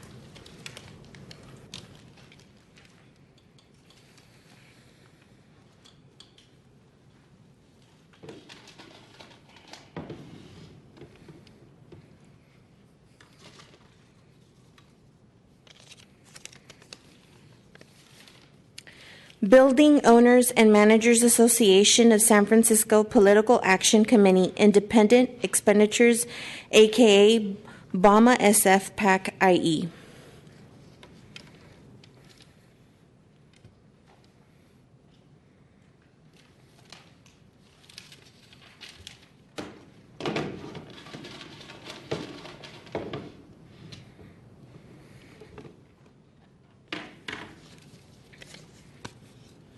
Unite Here, Local 2 PAC.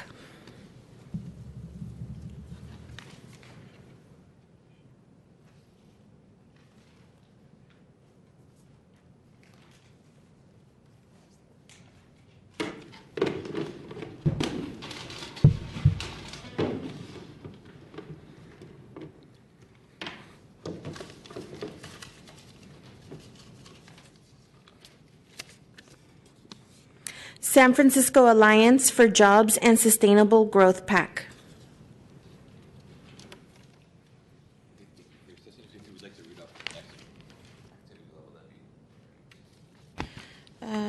Activity level 2? Yeah, we'll be reading them.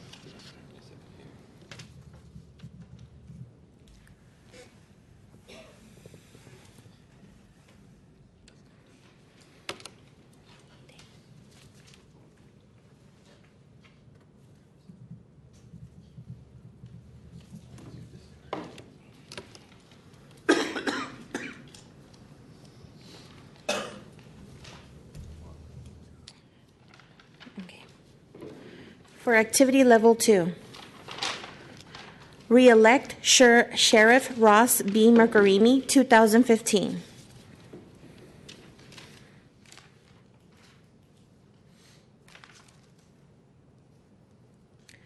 Re-elect District Attorney George Gascon, 2015.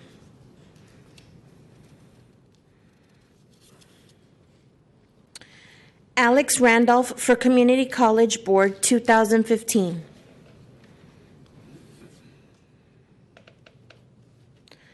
Dennis Herrera for City Attorney, 2015.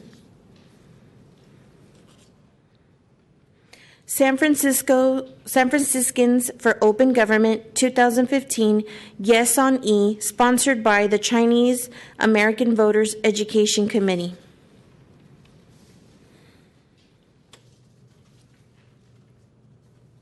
Yes on J, San Franciscans for Preserving Legacy Businesses.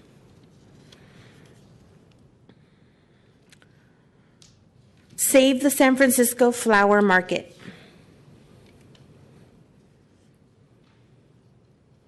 San Franciscans for Clean Power, Yes on H, No on G, supported by London Breed.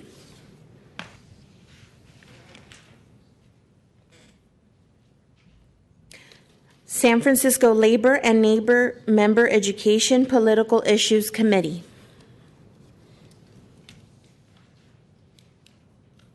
San Francisco Apartment Association Political Action Committee. SF Forward, sponsored by San Francisco Chamber of Commerce. San Francisco Police Officers Association Independent Expenditure Committee.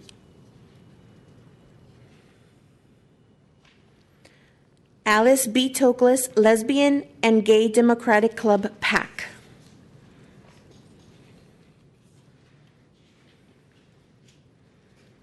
SF Moderates. Retain Our Independent Sheriff Mercarimi 2015.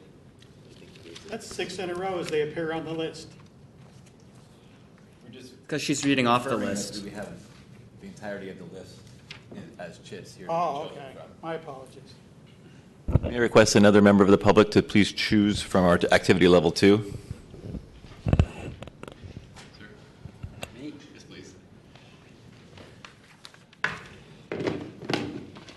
How many am I drawing?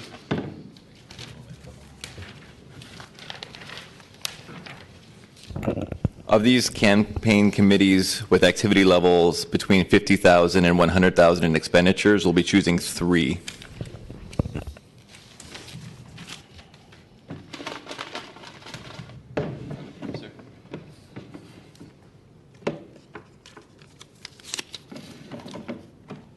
The Alice B. Toklas Lesbian and Gay Democratic Club PAC. That should be interesting. I'm sure Mr. Wiener is happy.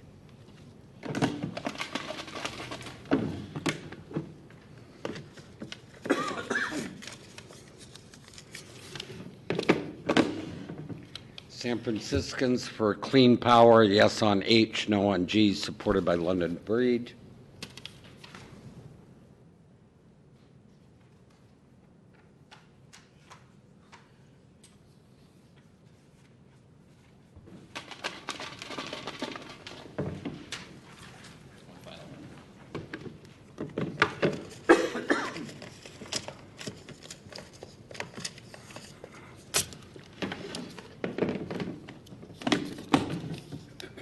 SF Moderates.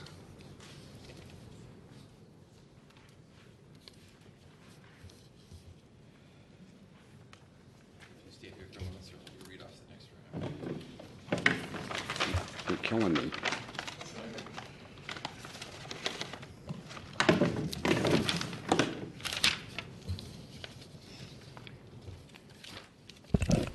The following are campaign committees with activities level between $10,000 and $50,000. Tom Temprano for College Board 2015.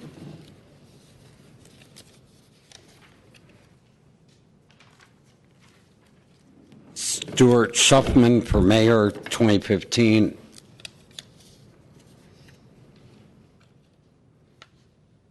Cisneros for Treasurer 2015.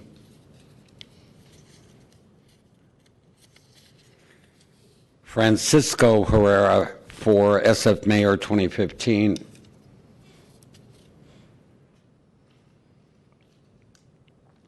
Committee to elect Wendy Aragon for San Francisco Community College Board 2015.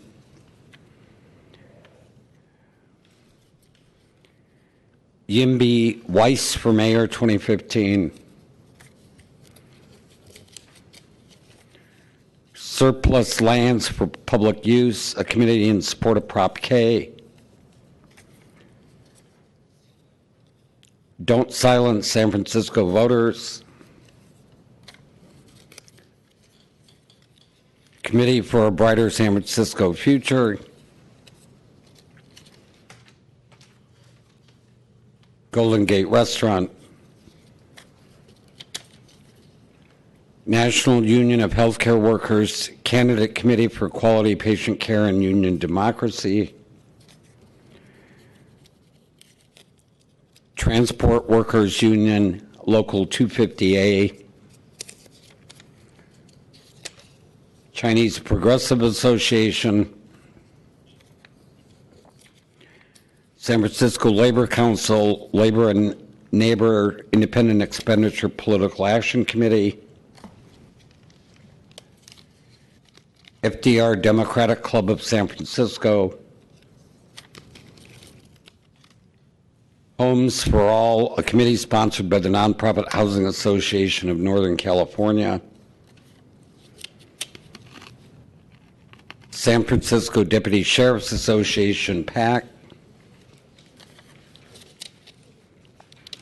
Building Owners and Managers Association of San Francisco, PAC, Ballot Issues, aka BOMA SF PAC Ballot Issues, and last, the San Francisco Women's Political Committee.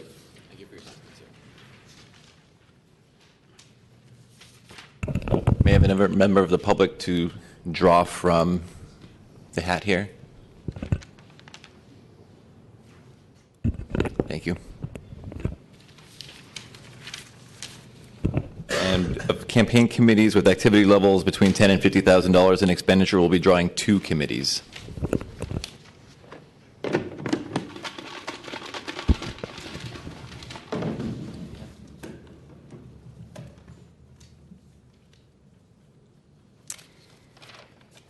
Committee name, Golden Gate Restaurant Association.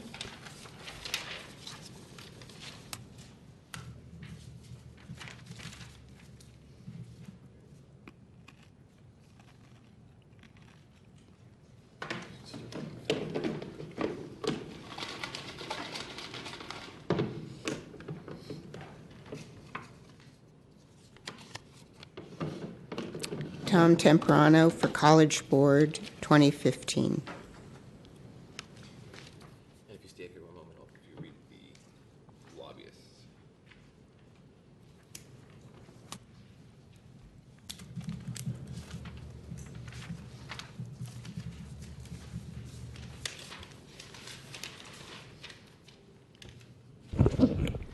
Moving on to our random selection of lobbyists.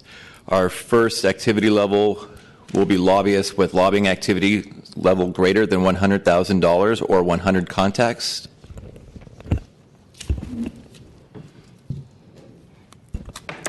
Goodyear, Peterson, Hayward, and Associates.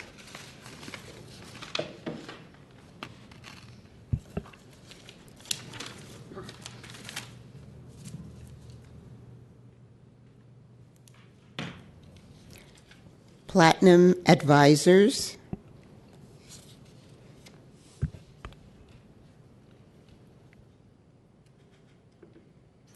HMS Associates.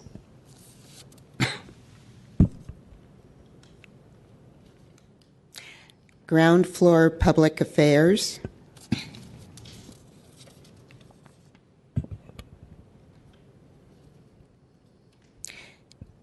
BMW and Partners, Inc.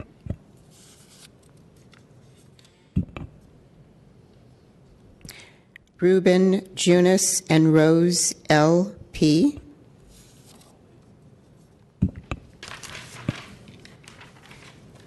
Coalition for Better Housing.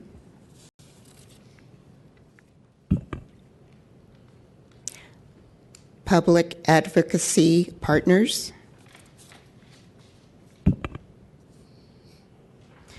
San Francisco Apartment Association.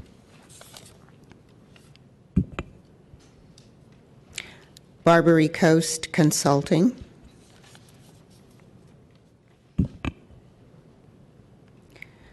Berg Davis Public Affairs.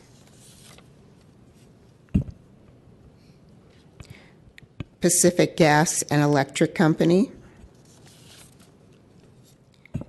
And the last one, Karen Flood.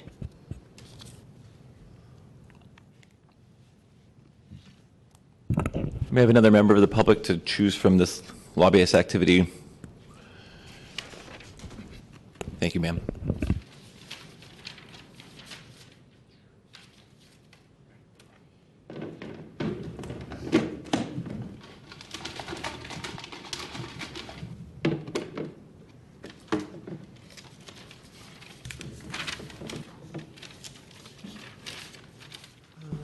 Karen Flood.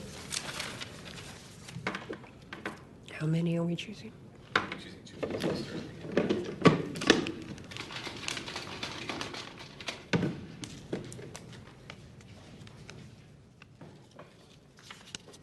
Pacific Gas and Electric Company.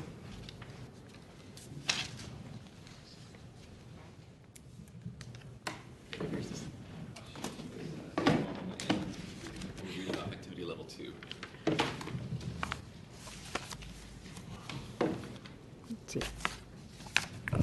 The following group of lobbyists have activity levels between 50,000 to 100,000 or 50 to 100 contacts. And we'll be choosing one lobbyist from this activity level 2. Lovin and Associates, LLC.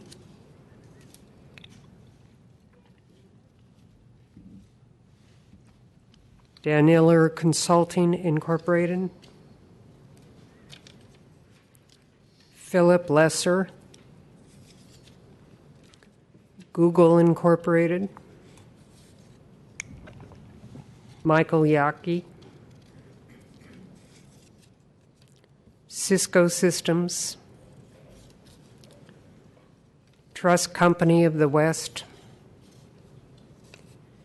Building Owners and Managers Association of San Francisco. Yeah, and Commissioners, if I might make a note for your information and the public as well. On level 2, we had listed SFAA, and we realize that should have been lumped with San Francisco Apartment Association, so we have removed SFAA from this list. As you can see, they're a dollar amount, and then in the first tier already puts them into the category 1. So that's why the SFAA did not appear on this list in this pool for selection. May I have another member of the public to draw from this lobbyist selection activity level 2 between 50 and 100,000 in expenditures and 50 to 100 contacts.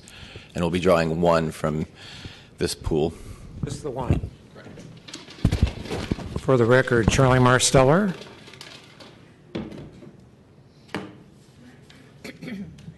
Oh, great. Philip Lesser. It says activity level 2. I thought we were on 1. We'll read for activity level 3 too. Okay.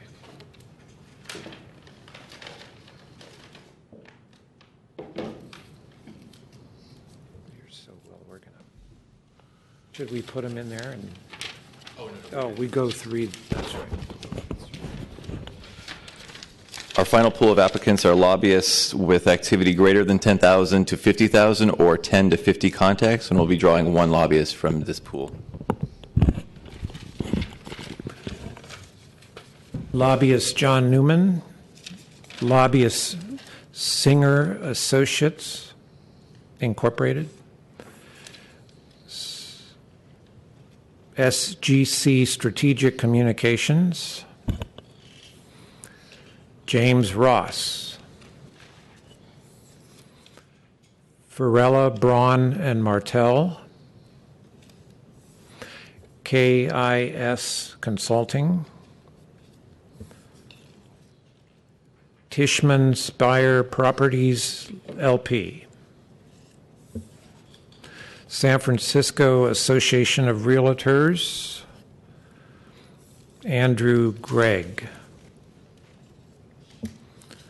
Credit Suisse Securities USA Limited Liability Corporation, Committee on Jobs, Hotel Council of San Francisco, Target Corporation, Bay Bio, one word, TZK Broadway LLC, Walgreen Company, BOMA San Francisco, CSP Securities LP.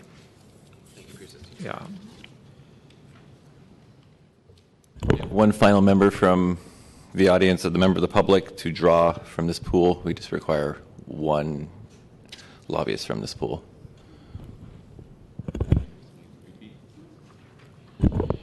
Yes, please. Thank you.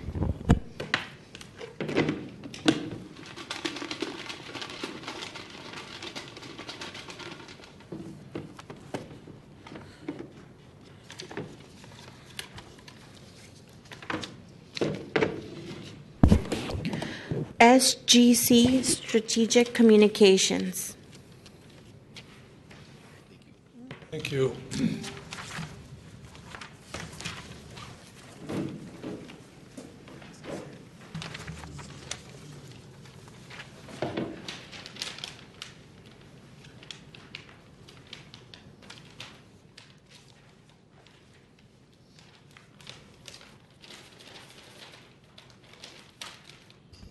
And that concludes our audit selection of campaign committees and lobbyists for this evening.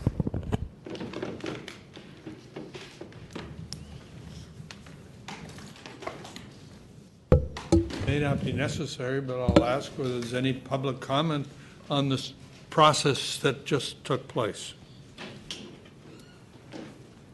David Pilpel again, speaking as an individual. I think this was fine. I just would ask that the summary of actions that issues in the next day or two include the list so that it's public. Thank you.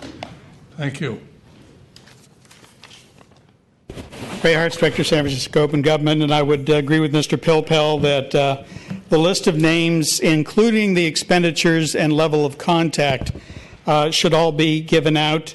As I predicted before this, no Mayor Lee, and not one single one of the huge 9 million, 4 million, 3 million, 2 million, all the housing bond initiatives on the ballot, not one of them is getting an audit. In fact, you got all these little audits of 50,000 and 20,000 and 10,000, and I'm going to figure out next week exactly what percentage of the 26 million is going to actually get an audit.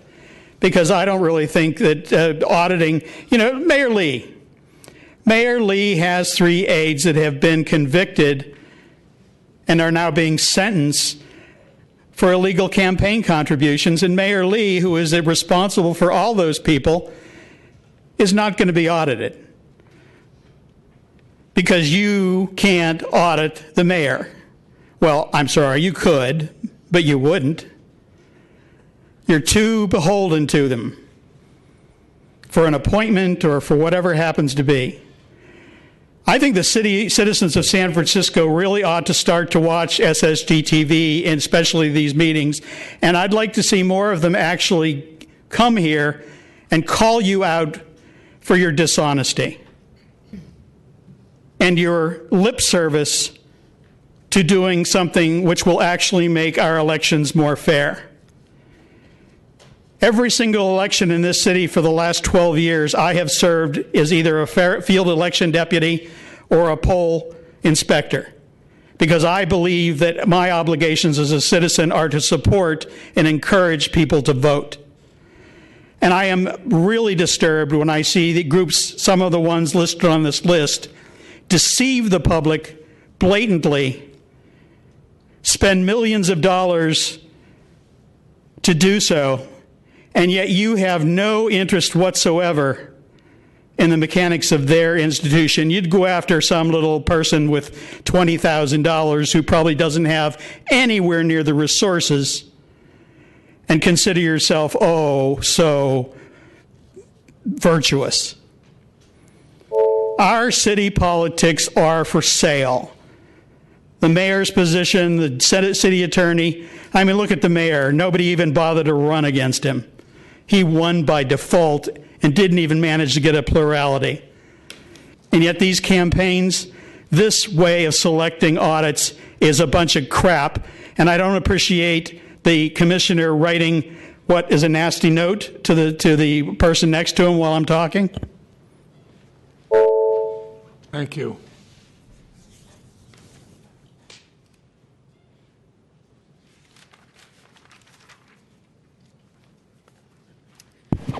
Good evening. My name is Itala Portal, and I'm a San Francisco native.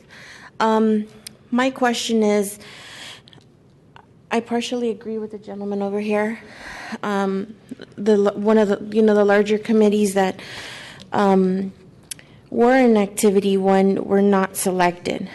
Now, my question is to the commission: when they file their forms and they've reported their expenditures, when the Ethics Commission reviews that, don't they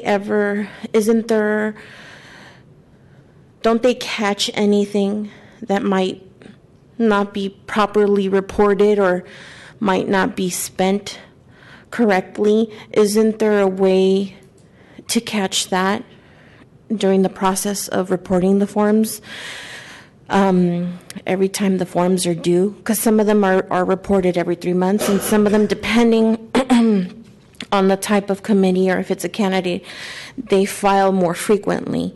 They file, I believe, on a monthly or every other month, depending on the dates. So my question is that. So if a committee that reported so much has spent more millions of dollars, I mean, how can they be held accountable for? I mean, is there, I don't know if I'm wording it right, but that's my question. If a committee hasn't been selected, like what we just did moments ago, and they catch something in the reporting, how is that handled, one? And two, is it public record? Thank you. Do you want to respond to that? Yes, thank you for the question. For purposes of selecting committees for the audits, the committees that were not selected tonight will not be subject to a routine random audit. Now, the commission does have authority under its charter and under its regulations to initiate an inquiry or initiate a complaint if we have reason to believe that somebody hasn't filed, or if there's information that suggests there's been some sort of wrongdoing. So that is something that we can deal with within our enforcement arena. That does put it into the same arena of other complaints that are required to be treated confidentially under the charter mandate. Now, she asked the question, though, when they file their quarterly or whatever the dates are that they file, a committee files its reports. If the staff were to see that, for example, there was a contribution of $10,000 where the limit is $500, they could pick it up right at that point and take some action. Yes, that's correct. Yeah, is there some review when they're filed? There is a process that I think it's in the regulations. I can't remember the site of it, so forgive me. But there is a process that the commission has used to do a facial review, and when statements come in, I think the question that is outstanding right now is to what extent we have been doing that, and to what extent we have the capacity to do it. It clearly is an important place to review things at the first instance, because that's where we can detect problems in a proactive way. Okay, thank you. So, seeing that public comment period had not closed. No, I'm going to let you talk, but Then you go ahead. I wouldn't want to speak out of school. I'll still remember what I have to say. Go ahead. But it was gratifying hearing Ms. Pelham just mention that you have authority, that when there are questionable campaigns, that you don't have to rely on a random drawing or chance to decide who to audit. Ergo, top candidate up here, total reported expenditures, 1.5 mil. Mr. Hartz has informed you that there are 3 people being investigated by the DA on now local charges involving the Ed Lee for Mayor campaign 2015. Don't you think that would be a prime campaign to audit? Don't you think DA Gascon needs some help here? Could the Ethics Commission, Commissioner Herr, finding an ethical backbone to decide to audit Ed Lee for Mayor 2015? the public seeing news reports in the Examiner about Zula and Nosley and Keith. Expect this commission to do its part in auditing those campaigns and those consultants and the commingling of $10,000 campaign donations that apparently twice on tape Ed Lee was made aware of the $10,000 donations being split. So people who read the newspapers and can read between the lines know that there's some fishy business going on here that needs to be investigated. And you need to mount an investigation of the Ed Lee campaign. Thank you. Commissioner Keene? Yeah. Could I ask, Mr. President, Ms. Pelham, what would it take something special to audit Mayor Lee's campaign outside of just outside of the regular things that are auditing the other matters? Is there? I know he was in there. He didn't get picked, but if he had gotten picked, would that have been an enormous thing that we would have to do, or could that be done in the regular course of things? Well, if I understand your question correctly, I don't think it would have been an enormous thing had it been selected pursuant to the random selection audit process. No, I'm not saying it was there, and I was kind of hoping it would get picked, mainly so I could see Mr. Hart swallow it in front of it. But if it had, what would that have entailed? Would that entail anything more substantial than the audits of the other matters? No, other than the dollar amount would be a larger volume audit. Okay. I think the question, if I'm understanding your question correctly, though, I think if the commission were to initiate an audit now, in addition to those that were randomly selected, it would call into question what is the purpose of the random selection. So this may go back to a larger question about what kind of policy the commission might want to revisit down the road for what committees are ultimately selected for audit, and what is that methodology. Well, in addition to the random selection that we have, a few moments ago we were talking about it, and I thought I heard that we're not limited to that. If we were to vote, well, we also want to do another one, and went forward or another 10, that we'd have the authority to do that. Would that be correct? Again, the current selection is based on commission policy that was discussed back in 2008. So again, if the commission were to discuss and want to adopt a different policy or an additional policy, my recommendation would be that would be the way to approach a question about what, if any, committees, in addition to the process tonight, would be audited. Okay, no, I understand that in terms of we'd be doing something very much out of the ordinary and all that, and you would not feel comfortable with it in terms of the protocol, and I can understand that. I can also understand that perhaps in terms of colleagues and others. But would we be precluded from doing that? I don't think there's anything currently that precludes the commission from saying what kind of audits you may or may not want. And going ahead and then initiating an audit in addition to the random ones. There's nothing that precludes us from doing that. Not that I'm aware of. Okay. I move we audit Ed Lee.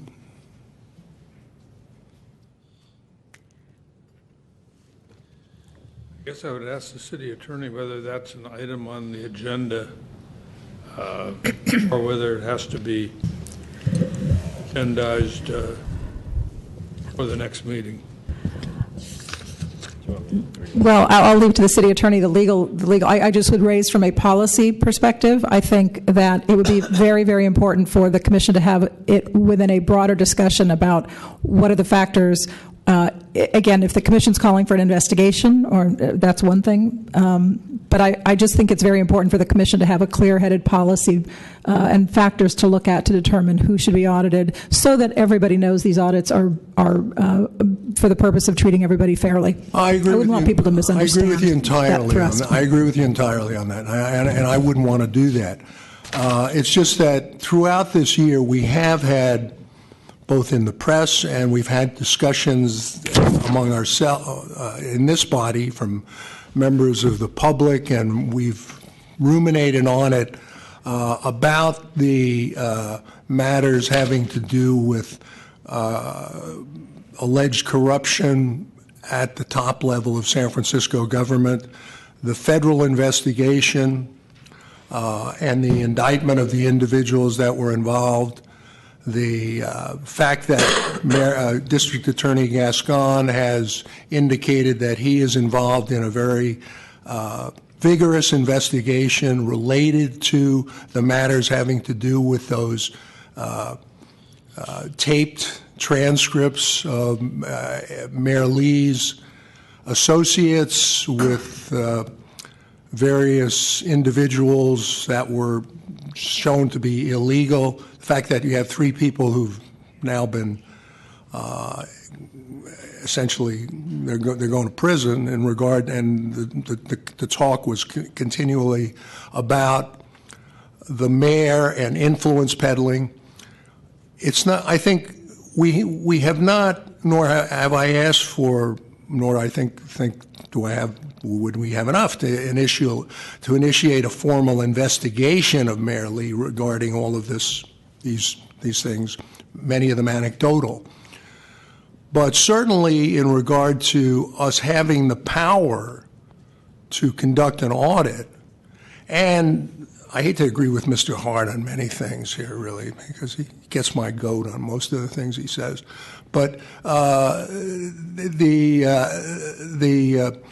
the questions that are raised, I think, are substantial, and since it's not something that's going to be a lot of effort or hassle for us to do, I think that there's sufficient justification for us to just toss Ed Lee's name into the hopper at this point and say, let's do him as an audit as well, because we've got some things that might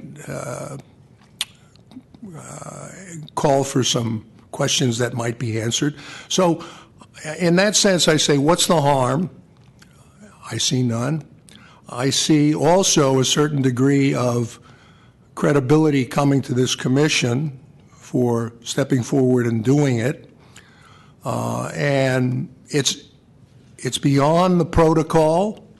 But I must say that in terms of my own observations of San Francisco city government within the last 15 years, it's all anecdotal for me too, but I see a lot of corruption and what appears to be soft corruption from the top down. And I think many other members of the public, the editorial boards of the newspapers do. So it's worth us sticking our toe in the water on this and put them in the audit. So Mr. Chair, once again, I respectfully move that we audit Ed Lee.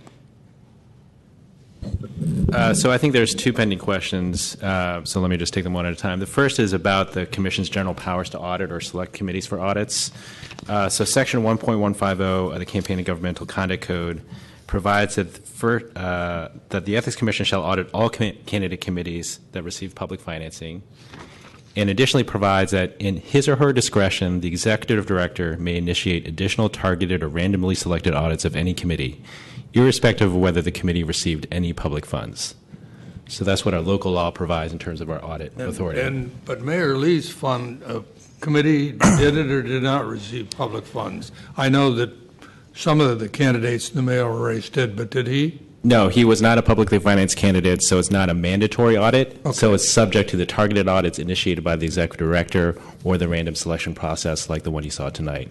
The second issue in terms of the notice, the agenda notice, agenda description, I think it's within the scope of the notice to consider Commissioner Keene's Commissioner Keene's motion. So I think it's up to the Commission, the Executive Director, to decide how to proceed.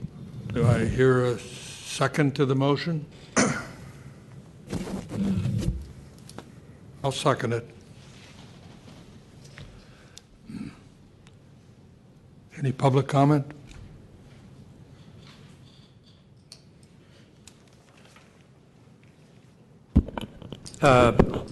Charlie Marsteller for the record. I remember seeing something about Ed Lee considering electing public financing. I'm glad that we do audit public finance candidates. He only spent $1.5 million. It was not a very robust election. I don't know what we would see if we did audit him. What would be better is to look at some of the independent expenditure committees, perhaps, in regards to city contracts. And that could be taken generally, because that's always an issue in this city. But I support, frankly, the position of the executive director. I would think that, given the questions that have been raised by the public tonight on some of our processes, that it may be that the new executive director might have some perspectives on our process, which dates to 2008, before her tenure, and that there may be a different process, for instance, that occurred at the FPPC or in Los Angeles that she may be aware of. And I know she's been active in Kogel over the years. So it might be that there's a better way to approach this than we have in the past. And I think the past traditions have fallen short of where we may want to be as we move forward. I can assure you that I've never been very impressed with the audit process, and I'm not sure it's really shaken out very much.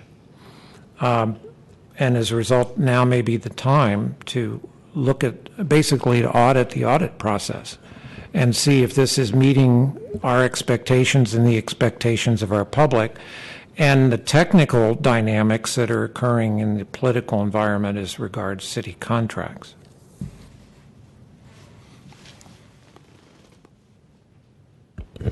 Commissioners, Ray Hartz, Director, San Francisco Open Government. The reason I didn't want to participate in that little process was because, with my luck, I would have drawn Mayor Lee, and it isn't the fact that I would have objected eating it. I would have been very glad to eat it to get him audited. But the bottom line is, he is the person responsible. It's like Mark Farrell, who came in here and wanted to deny the $193,000 and act like he didn't know anything about it, an amount that was equal to 60% of what he actually spent on his campaign, and he wants to pretend I know nothing about it. I think that's the same thing with Mayor Lee. Mayor Lee wants to say, oh, it was a bunch of my flunkies, and I'm not responsible. I was in the United States Navy. And the bottom line, if you want to end your career as an officer in the Navy, go to a hearing board and say that because someone else made a mistake and your ship got sunk or damaged or whatever, you weren't responsible. You'd be out the door in about 5 seconds. If you're in charge, you're responsible. The mayor was in charge, he's responsible, and he ought to be audited. Now, as far as Commissioner Keene's not liking a lot of what I say, this is not a popularity contest. I'm not here to win sympathy. I'm not here to get your friendship, because I know those things mean absolutely nothing unless you're a member of City Hall government. Then I can call you in a back room, like was the chair was called regarding the fine for Supervisor Farrell, and we don't actually know what was said or what the problem is, and then you go in the back and you hide it. The bottom line is the mayor needs to be audited. This campaign needs to be audited for one reason, because he had no opposition. And I think that's the only reason he didn't take public funds. That gave him an easy out. But the bottom line is, this is really a test before the public as to whether or not you have what it takes to hold city government accountable. And I'm already predicting that this is going to fail on a 3-2 vote. And there will be no audit of the mayor, and that simply shows that you were in the pockets of the people who appoint you. And you can sit there and shake your heads no, or what you usually do, which is no comment, but I will remind you, and those of you especially who are lawyers, of that old adage that silence gives consent. So go ahead, vote this down. Don't audit the mayor, and let the citizens of San Francisco finally see what I and many others have seen, because we come to these meetings and we listen to your gobbledygook trying to justify doing nothing. And I'll say it again, if you can show me anything this committee has done in the last 10 years to make this city better, I'd like to see it. Thank you. Before we vote, go ahead. Thank you, Chair Rennie. I am speaking in support of Commissioner Keene's motion that's on the floor. I would like to think that Ms. Pelham, having just heard the Deputy City Attorney indicate that she has the authority to make this decision without you, that would get you off your backside and take the leadership role and prove Mr. Hart's wrong. That it's going to be a 3-2 vote, all right. But a 3-2 vote to audit the mayor's campaign for 2015. San Franciscans expect you to do the ethical thing and conduct that audit. After all, if he doesn't have anything to hide, he shouldn't be afraid of being audited. I think they know that even in L.A., Ms. Pelham, right? If you've done nothing wrong, you shouldn't be afraid of a minor little thing called an audit. It's only when the Nosleys and the Keys get caught on federal tape that mayors start worrying about what will happen on an audit. So you can do the right thing with a 3-2 vote and audit the mayor's campaign. Or Ms. Pelham should consider ordering the audit independently based on the Deputy City Attorney's advice. San Franciscans want to welcome you with open arms, Ms. Pelham. But that's because we've had too much corruption at City Hall for too many years.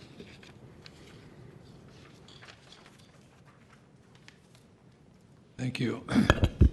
David Pilpel, again speaking as an individual. Sometimes things happen here that aren't scripted. That's what makes it interesting. I think I would agree with the comment from Deputy City Attorney Shen that this is within scope on the agenda, so I have no problem with the motion. Normally, this process only selects audits randomly.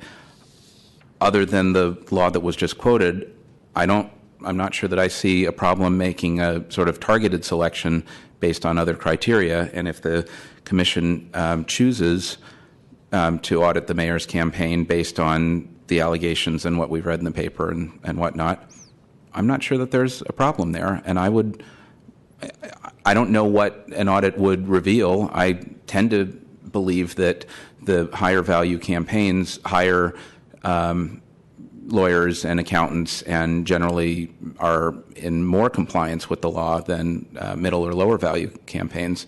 So I'm not sure that we'll find any material problems through an audit, but I'm not sure.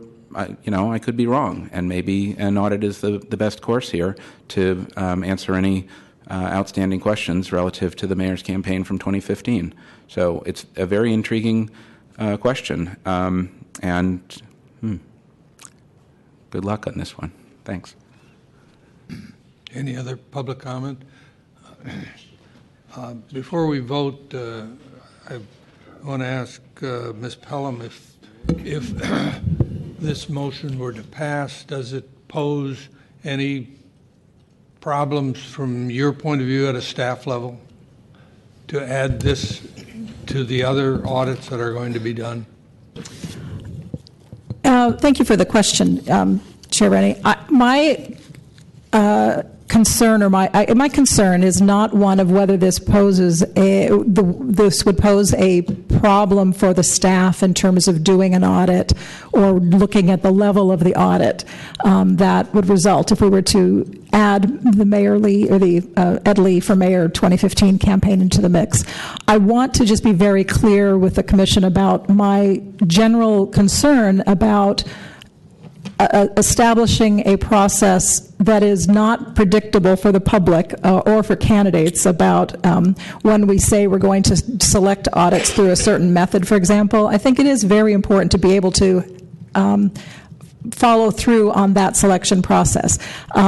There's certainly, if the Commission chooses and feels very strongly that there is a need to audit, and that is your direction to me, I understand that.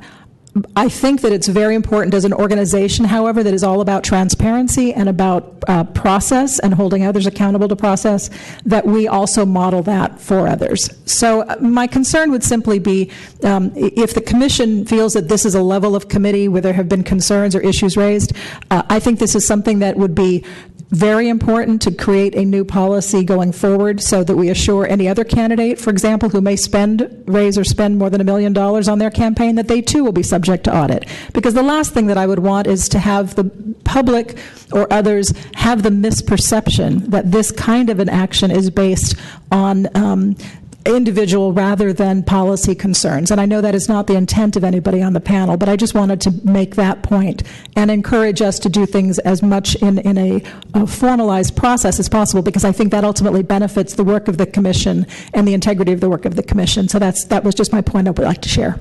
I appreciate the opportunity. As I understand it, the thrust of, or the basis for this request being made is that there is at least some public perception that there may have been problems with the mayor's campaign.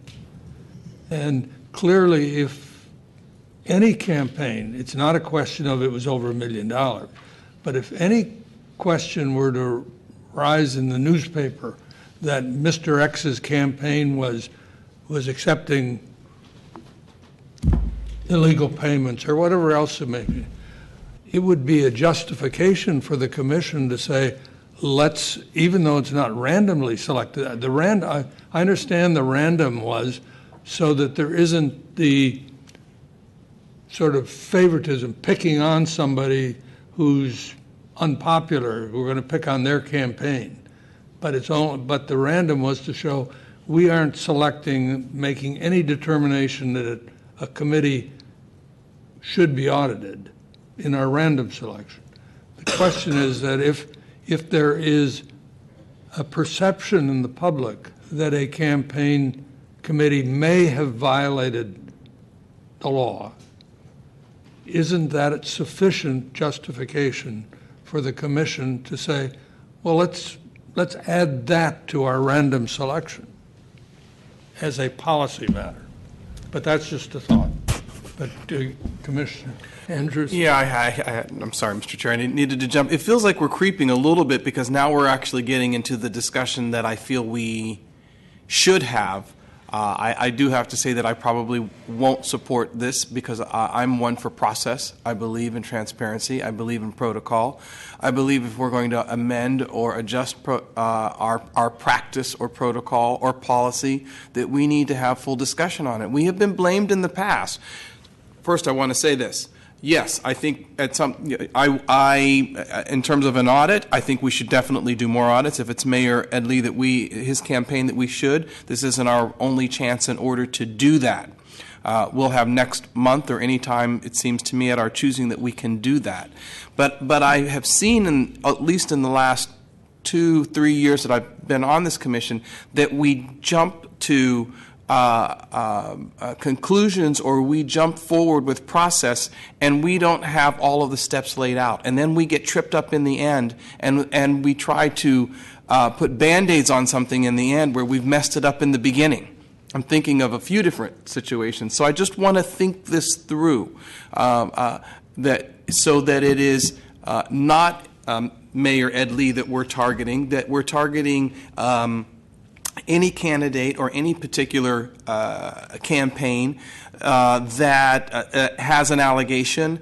We can add that to a list of criteria that would trigger such a thing. I just feel like we need to talk a little bit more about this, continue this for next month. And after that discussion, and Ms. Pelham, you could bring some policy revisions or suggestions that we would think about, where the commission would think about moving forward with an audit, that we come up with some developed policy first and give it good thought. And if at the end of that discussion we then say that not only did Mayor Adley's campaign meet that criteria, this threshold, any other candidate would meet that threshold, and we would be coming for you as well in that campaign to see how you were spending your dollars. It feels a little one-off, and it feels just a little knee-jerky, and I just think that we need to be more thoughtful about this as we move forward. Again, this isn't our one and only time to call for an audit, and since we now know that we can do it at the time and place of our choosing within our regular meeting, I think we should exercise both the opportunity to have good discussion about it and then make a good informed decision about it moving forward.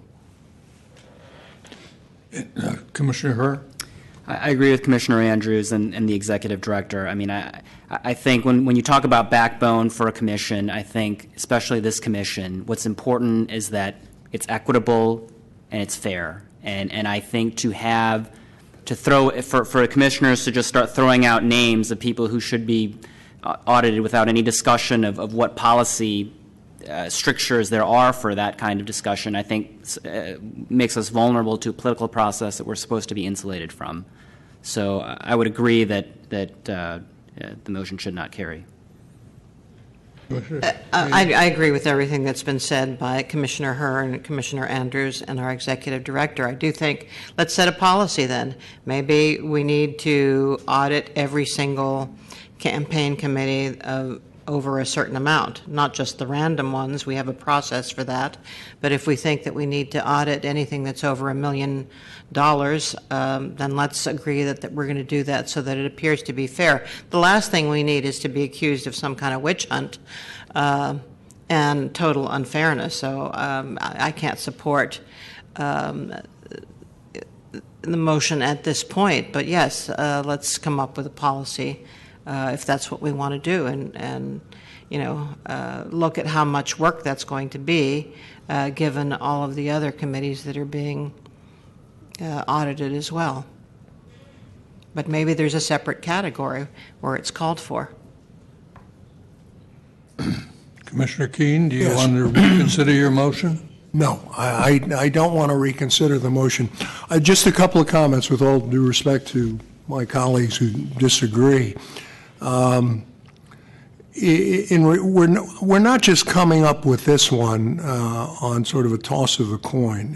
We're coming up with this one because there are some substantive things or the appearance of substantive things that are out there and have been surfacing and are in the public's mind as viewed here and in the press and in the prosecution of a number of people who appear to have, on their claim, have been plugged in with the mayor and the mayor's people in terms of being able to deliver pay-to-play type situations. Now, I'm not prejudging that, but and there is an active, as I said, an active investigation going on by District Attorney George Gascon. He's said it several times. He's reinforced it recently. So this is not just our saying, someone, I think myself or Commissioner Rennie, saying out of the air, Ed Lee is big shot, has more than $1 million he's spending, or maybe we don't like Ed Lee, so let's audit him. We're doing this with some real substance behind it. We are auditing all sorts of other characters, minor characters, for the random, on the random basis, we might have been auditing Ed Lee had Mr. Hart's been able to get his fingers in the jar, or some other thing happened. We're not, but we could, and we certainly, so I think in terms of the fact that we could do that, and we have all of these reasons in terms of public credibility to go ahead and do it, we should do it. And I think it wouldn't be a big deal if we did. It certainly wouldn't be a witch hunt in regard to our going after poor Ed Lee, the mayor, in regard to the allegations that are out there. We're not just picking him out. And the fact that it's unusual and protocol is something that hasn't happened before. Well, many times, there are times in history that you look at things and you say, protocol has indicated that something different should be done. The Watergate investigation, I'm not equating Ed Lee with Nixon, but you had a complete parallel type process to the usual processes where there appeared to be some dirty things going on in government. And we're doing something much less than that. And there's no big deal about what we're doing, but I think that it's a question of integrity. We should go forward and do it. I'll call the question. All in favor? Aye. Opposed? No. No. The motion is defeated 2-3. True colors. All right, turning to item number 6, discussion of and possible action on draft regulations interpreting terms used in the city's whistleblower protection ordinance. And I will turn this over to Pelham and Commissioner Herr. Thank you, Chair Rennie. This is the agenda item that was continued from last month's meeting, and it contains recommendations that built on the memo and recommendations that Commissioner Herr and former acting Executive Director Jesse Minardi had looked at the end of last year and put together a memo in January outlining some recommendations building on the comments and concerns of the civil grand jury report that had been issued in 2014 to 2015 regarding San Francisco's whistleblower protection ordinances in need of change. This memo is presented with a recap of what those grand jury recommendations were. It provides a recap of the analysis and the response from that earlier memo in January, and then also recaps some proposed language for each of the issues that that report identified. It also, in Attachment 1 and 2, has specific draft language. In Attachment 1, these are draft regulations for your consideration, assuming the whistleblower protection ordinance stayed as it currently is with the current statutory language. Attachment 2, however, takes that a bit further and looks at some potential changes to the ordinance itself, along with regulations then that would come with that to clarify and address some of the issues that were raised in the report. So I'm not sure if Commissioner Herr would like to add anything or jump in at this point, and I'm happy to walk it through with you or to respond to questions, and I'm happy to take direction on how you'd like to proceed. Thank you. Commissioner Herr. Thank you, Chair Rennie and Director Pelham. I think the memo is well done, and I'd like to focus the Commission's attention on the attachments because that's the meat on the bones. That's the actual language we would propose for regulation and the proposed amendments to the actual ordinance. I also ought to thank the grand jury. I think they had a lot of helpful recommendations. I think Friends of Ethics also was helpful in working some of this out, and the public in general was active and I think quite helpful. So. I think it's worth paying attention to the two attachments. Attachment 1 is something that we as the Commission can pass. The ordinance amendments obviously would require help from the board. I think even if we just passed attachment 1, I think it would be a significant move in the right direction. But I do think the ordinance could use some work, and I do like the proposed language. In the ordinance itself, the one section that I think maybe we could use some city attorney help on is this cancellation of retaliatory job action. I know we talked about it a few times, but again, if this is something that we can put in there that we would have the authority to actually do that, is workable, I think that's maybe worth some particular focus. We also tried in here to get at contractors who are working for the city in a fair way, and ensure that they would both be covered and be subject to the ordinance.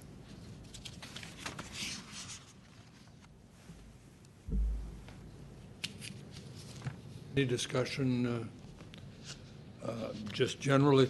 Let me ask you, Commissioner Herr, is there any reason why we should not adopt attachment 1, which are the regulations, well, and also go forward with attachment 2? In other words, that because that waits till the board acts.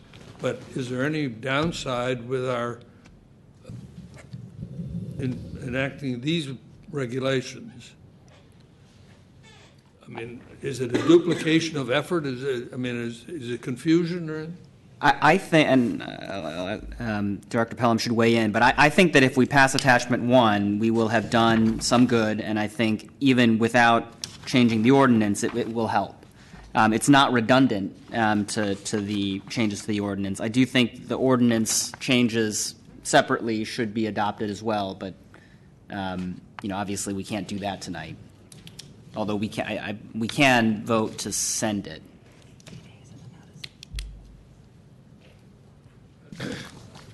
Oh. Yeah, I was just conferring with the city attorney. Yes, if the commission were to adopt the regulations under attachment 1 tonight, then they would have the effect of law.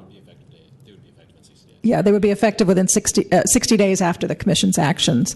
And so that does provide that there would be some improvement, as Commissioner Herr said. But certainly to know whether the commission's direction is also to move the discussion about the statutory changes forward would be helpful. That's something that obviously requires the Board of Supervisors to weigh in on, but the regulations would be in place either way. Now, whether that sort of takes this wind out of the sails, if there are changes that aren't completely statutory changes, I think that's hard to predict. But certainly there's a case to be made for wanting to improve the world and not have the perfect be the enemy of the good, or the better, I suppose. So would the board, if we were to pass it and send it to the board could make whatever amendments it saw fit, pass it, and then send it back, right? Yeah. So in terms of the legislative process for the the proposed amendments to the ordinance, unlike changes to the campaign finance laws within our purview, there is no requirement that it be sent back. Certainly, the sponsors of an ordinance may wish to do that as a courtesy or seek further guidance from Executive Director Pelham or one of the commissioners. That's all possibility. I mean, there certainly can be an ongoing dialogue, but there's no legal requirement that they send it back. Okay, so we send it, they make whatever changes they can make, and if it passes, it's law at that point. Right. Although, again, I imagine there's going to be a lot of opportunities for dialogue on there, and sort of getting into more formal, sort of looking legislative proposal. I'm sure they'll have further questions for Leanne. There will be certainly hearings, of course, about the proposed changes. At least one committee hearing, potentially more, which obviously Director Pelham can participate in and the commissioners can participate in as well. So, again, there's a lot of informal ways that the commission can continue to have input. Isn't the process, or can't the process be, when we're talking about the ordinance changes, is working collaboratively with the board? Yep. In other words, at least find one or two supporters on the board who will carry the water for us when it comes time to get approval. In other words, that our drafting doesn't have to be this is it, and then the board sits down, but in drafting it, staff meets with staff from some of the supervisors and says, here's the language we think, and get their input as to what's feasible. Yeah, and also my recollection on that point, in terms of when the Board of Supervisors considered the civil grand jury's report on this topic, several of the supervisors on that board committee expressed a lot of interest in doing something with the whistleblower protection ordinance to beef up its protection. So I think there is probably going to be some receptivity there on the Board of Supervisors. So tonight might be a good opportunity to, for folks to vet this and make sure that it all makes sense, and hopefully we can send it along. Well, I would propose that we deal first with attachment 1 to whether we want to go each sections or whether we deal with it as a whole, and then have a motion either to approve regulations or not. Would be my proposal. Go ahead. I suggest we deal with it as a whole. I think it's fairly integral. You mean one? Yes. Okay.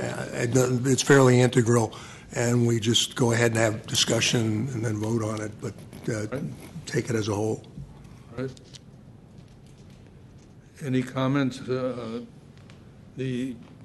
guess the question I would ask you, Commissioner Herr, is that we did get a draft or an email, I think, from Larry Bush with some suggestions. For example, taking issue with 4.110, that the complaints must be in writing. I know we discussed it the last time, but you would not be open to making a change to? I think it's a balance, and I talked to Mr. Bush about this directly, and there's a balance between having something concrete and ensuring that all complaints are fairly adjudicated. And I think one thing that Mr. Bush suggested that I thought was a good idea and that I've concluded here is that oral communications that are recorded by a recipient should count. The point being that we have something concrete, that it's in writing, whether or not the person submits it, that it is somehow recorded. But what we're concerned about, and frankly what Mr. Bush, he's not here to explain his side of our conversation, but if you just make a complaint to somebody in a department, it can be quite hard to determine what actually happened, and I think on the sort of burden benefit scale weighs in favor of not including complaints such as those.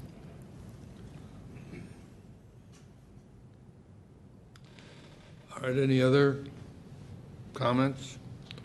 Do I hear a motion? Move we approve attachment 1. All right. Motion has been made and seconded, and I will call for public comment.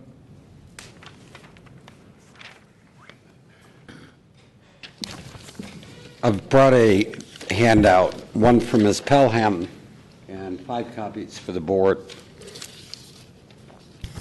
I would hope that you would adopt both Amendment 1 and Attachment 1 and Attachment 2. Almost 4 years ago, Judge Claudia Wilkin ruled in Dr. Derek Kerr's wrongful termination case that there's a major flaw in San Francisco's Campaign and Government Conduct Code because Section 4.115A provides no retaliation protections for employees who exercise First Amendment free speech rights. I am distributing again an extract of Judge Wilkin's ruling. Between the $750,000 settlement to Dr. Kerr and $450,000 in city attorney time and expenses trying to stop Dr. Kerr, the city dished out $1.2 million, which should incorporate, or for that amount of money, you should incorporate Wilkins concerning your WPO amendments, even if the grand jury had not reported this glaring problem.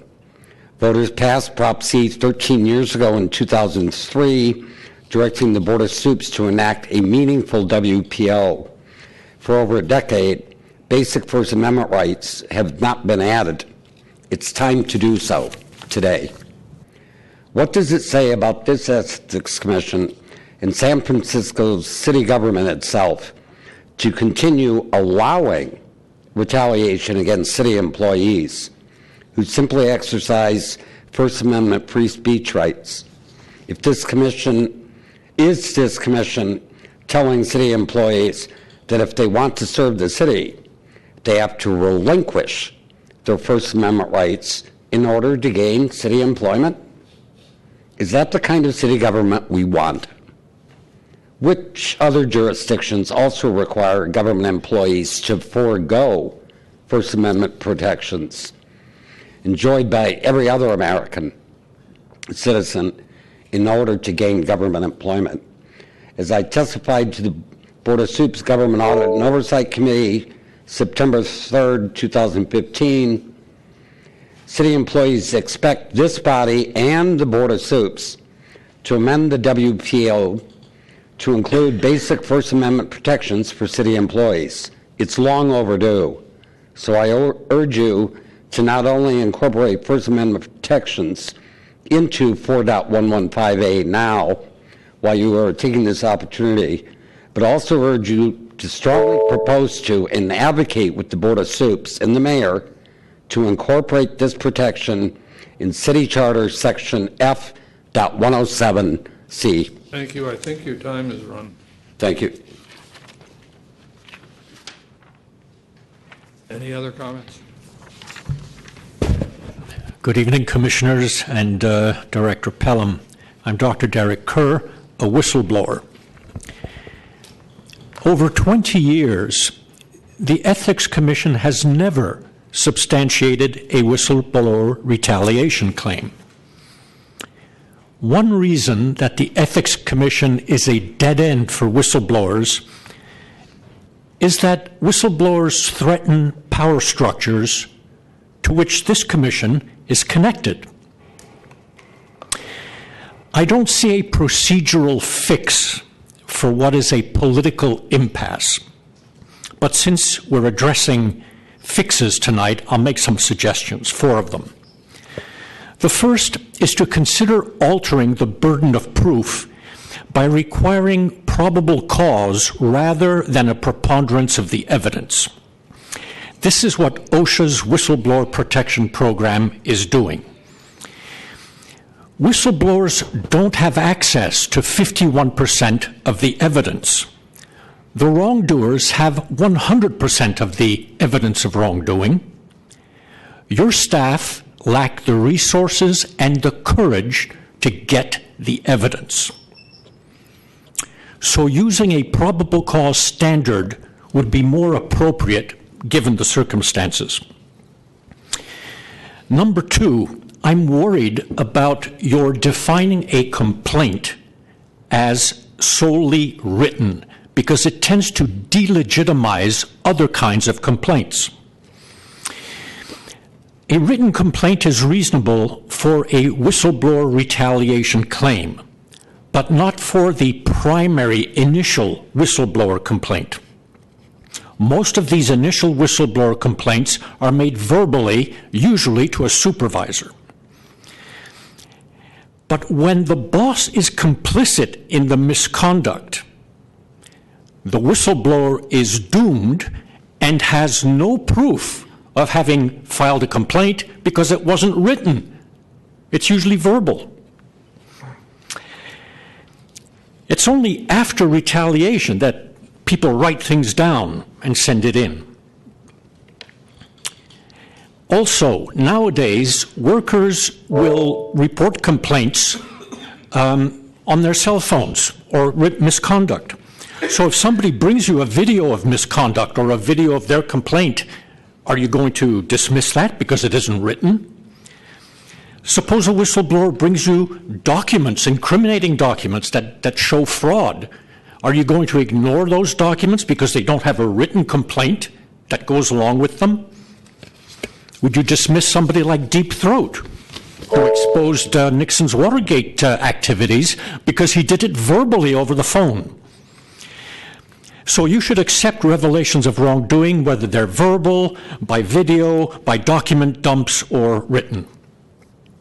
I'm concerned about setting a time limit on investigations. It isn't enough because it doesn't ensure that the investigation will be adequate.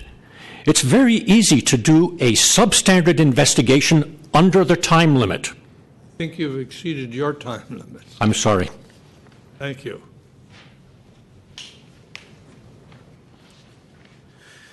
David Pilpel, speaking as an individual. The motion is only on attachment 1. It's just to adopt the 4 proposed regulations?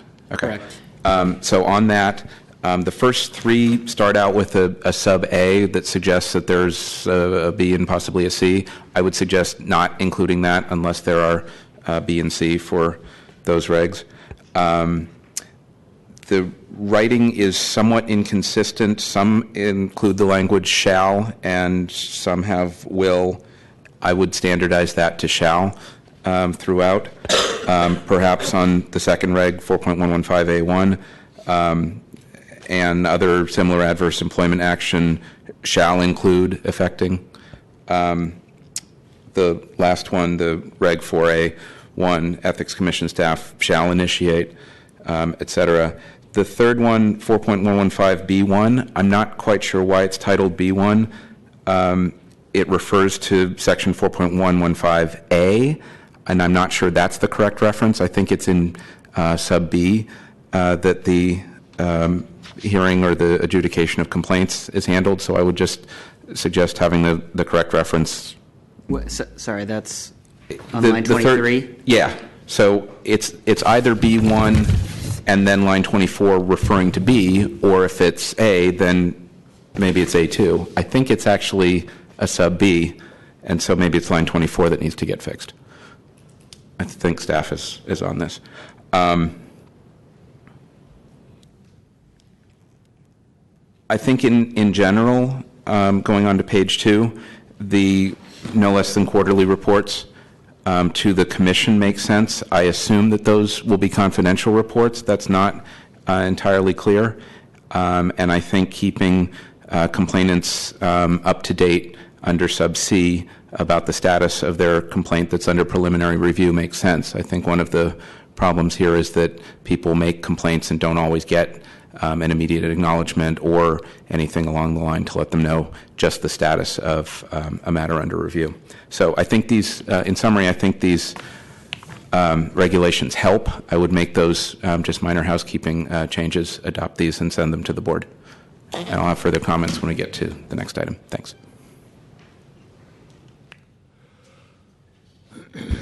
Commissioners Ray Hartz, Director San Francisco Open Government.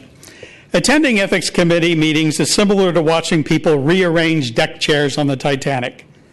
Whistleblower protection in this city is non-existent. Any person involved with the city government possessing even a modicum of intelligence knows that they are on their own. Rewriting the rules is a meaningless effort when this commission lacks either the will or the resources to enforce their own findings. Each member of this commission is appointed by the very people over whom they're supposed to provide oversight, including the fact that all of these whistleblower cases end up coming back to be the responsibility of the 5 individuals, each one who reported you. And if it happened in their department under their watch, you're also judging them when you're hearing whistleblower complaints. And in the past, the most subservient of these appointees has been placed in charge, either of handling it or investigating it. Regardless of any effort to rewrite the rules, whistleblowers need to be aware that they are solely and completely on their own. They will get absolutely jack shit from this commission or any other board or commission to protect them or to support them. This Ethics Commission in the past, as far as I'm aware, has done absolutely nothing to support and or protect those who have the courage and integrity to speak out. And when you won't protect the people who have the courage and the integrity, it shows your own lack of courage and lack of integrity. People don't like my comments. They say, oh, you should be polite, you shouldn't be disrespectful. But I tell them when they make that comment that I'm being expected to file under the fight under the Marquis of Queensberry rules, while the commissioner and the staff and everybody else is using mixed martial arts rules. You won't do a damn thing to protect a whistleblower. You can pass as many changes of the regulation. It's just like the Sunshine Ordinance. You spent 5 damn years rewriting how you were going to handle sunshine referrals, and have you ever had one? No. This is just meaningless pap that you put out there to make people think you're doing something and to fool them. And I'll be honest, I think it rises to the level of defraud them into believing that you're actually doing anything meaningful. I asked Mr. Kerr, who was the subject to one of these things, and the $100 and some thousand, or the $1 million and something dollars they had to pay, and the city would rather pay it out than admit they were wrong. And don't try to cut me off when you give everybody else 10 extra seconds. I haven't said a word. Yeah, you started to. Thank you.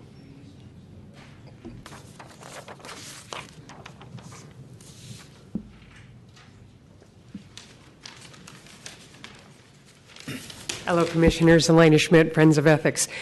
Commissioner Hurd, thank you for all the work that's gone into putting these whistleblower regulations together, and for acknowledging that Larry Bush has sent information that you've been dealing with him.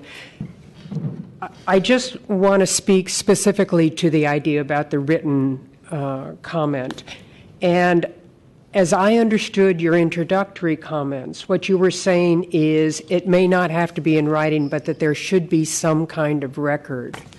And I think if we could find a way of using the word record rather than written, because that then does allow phone video, just a little snippet of a video that would be a record of somebody saying what's happening, because the written could be a language problem, or it could be all the documents that Dr. Kerr referred to, or something else.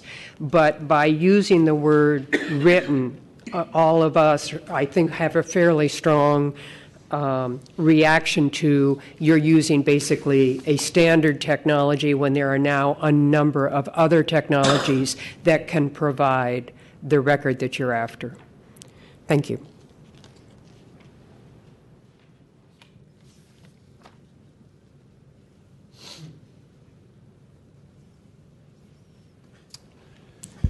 Charlie Marsteller again with Friends of Ethics. I thought that at the Go-Back meeting, which is the General Obligation Bond Committee meeting, which Mr. Bush happens to be a member of, that it was reported in their recent hearing last week on the whistleblower ordinance that the state does not require a written notice. Do you remember Mr. Bush making that statement, or you don't remember that being raised? He may have, I don't recall. It's possible it was raised by the chairman, or the acting chairman of the Civil Grand Jury Committee that made the presentation before Go-Back. By the way, I'm sorry you missed that. It was an excellent presentation. But it seems like we may not be totally in conformance with the state's concepts that the state does allow non-written reports. So I would agree with my colleague on FOE that we might want to fudge that definition and include some record that this complaint was filed, so that it's broader than written. I also thought Mr. Bush's suggestion that complaints that there be an annual training, because I know that city employees receive these as a matter of course in a great many areas, and it could well be that this added to that program would basically make it clear to the city employee the best mechanism would be the need to put it in writing. And if that's problematic, that doesn't necessarily preclude other means, but that the best and highest standard to protect all concerned would be to put it in writing as suggested, and then indicate that if writing presents a problem on language, or some people really cannot write or express themselves well in writing, then that another measure could be utilized, but that it's important that a record be maintained of that meeting, and that the fact that the complaint was filed is in a documented form. I don't know if I'm totally clear, because I'm giving you a high standard of proof. Thank you. Commissioner Herr?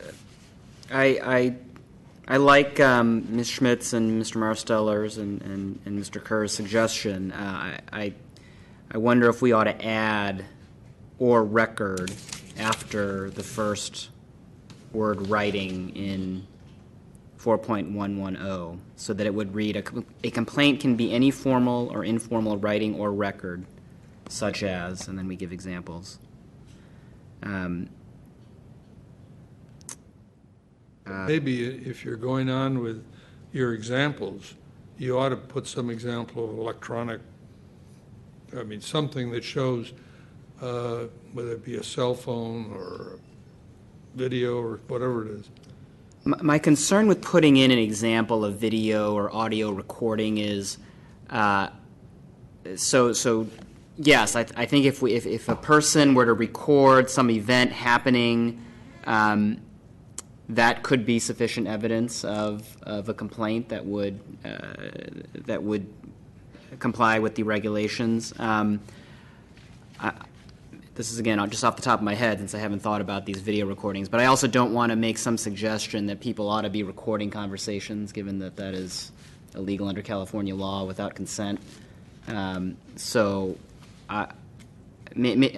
open to including examples, but I'm not sure you need examples if you add what Ms. Schmidt was suggesting. I think it would open it up enough to make a meaningful distinction.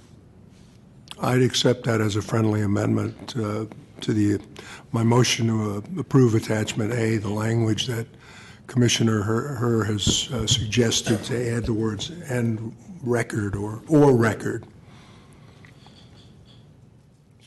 And I think he had some other language in there as well. Yeah, we may need to delete "written" at the end of the first line. Does it have to be a written communication? Do you have any thoughts on that, Director Pelham? Or you think that's okay because it's just conveying an example? I think if you were to strike the "written" at the end of this line 10, I'm not sure we lose anything, since we say informal writing or record, such as, it still conveys, I think, the balance we're trying to strike, which is some kind of documentation. Right. So I agree, if somebody were standing on the street and happened to be, video capturing people taking, goods out of a warehouse, that would be something we wouldn't want to ignore. Right. Okay. So let's take out "written" at the end of line 10. I'm sorry to interrupt you. Oh, that's all right. Commissioner Keene. And you accept that amendment? I do, yes. Thanks. All right, I'll call the question. All in favor of adopting attachment 1 as amended? Aye. Aye. Opposed? The record reflects that it was carried. Commissioner Chair Rennie, may I ask just a quick clarifying question on line 24? This is in response to Mr. Pilpel's comment. I think it looks, as City Attorney Shen and I looked on line 24, it looks like that should reference 4.115B rather than A. All right. my mistake? So if we can assume that that's also a minor edit that would be reflected, or do you need to take a separate vote on that? It's better if they take a vote. If City Attorney is advising if you could take a quick vote on that. Okay. Can we maybe just vote to give her discretion to fix typographical errors? You can compare. Okay. I'll take In case that. there's Thank you. something else you find. Do I have a motion to that effect? So moved. Second. All right, all in favor? I guess I've got to call any public comment? All right.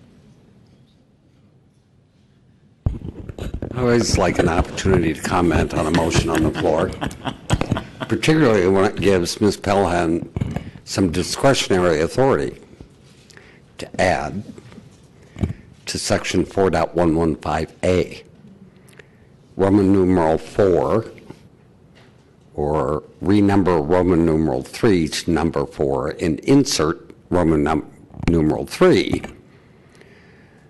to comply with Judge Wilkins' recommendation to add First Amendment rights protections. Why would you not do that?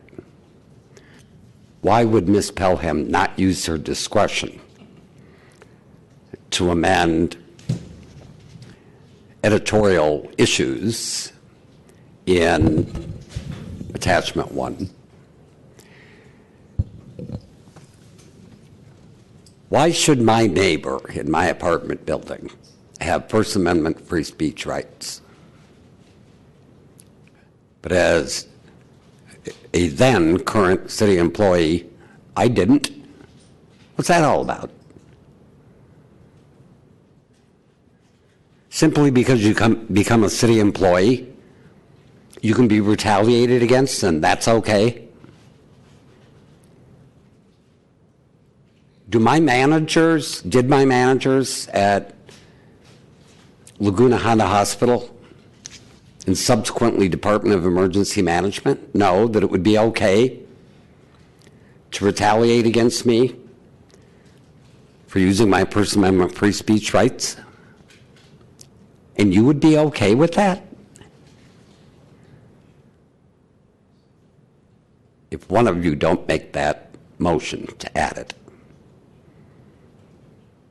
I think you should pull out that red editorial pen of yours, Ms. Pelham, and add it before I wind up in front of the Board of Soups, begging them once again to put it in there so that the next Judge Wilkin doesn't have to note a serious flaw in the city charter and in your regulation that you write and with your red pen can change. Thank you. I'll call the question. Oh, any public comment? Just one more thing, Commissioners. I'm still worried about the procedural fix of having timely investigations. That could be an empty procedural reparation. What's needed is a quality review mechanism to ensure that an investigation is an investigation. Whether it's done in 30 days or 90 days doesn't matter. It's the quality of the work that matters to whistleblowers and the public. Also, I strongly support amending the whistleblower ordinance, the protection ordinance, so that contractors are covered. One of them, LaVonda Atkinson, reported misappropriations in the Central Subway accounting system, a contractor there. They were fudging the budget. She went to the whistleblower program, met with the city attorney, and was told, oh, we can't protect you. You're a contract employee. So the ordinance should be amended so that fraud in contracts, which take hundreds of millions of public dollars every year, could be exposed and the whistleblowers would be protected in some way. Thank you.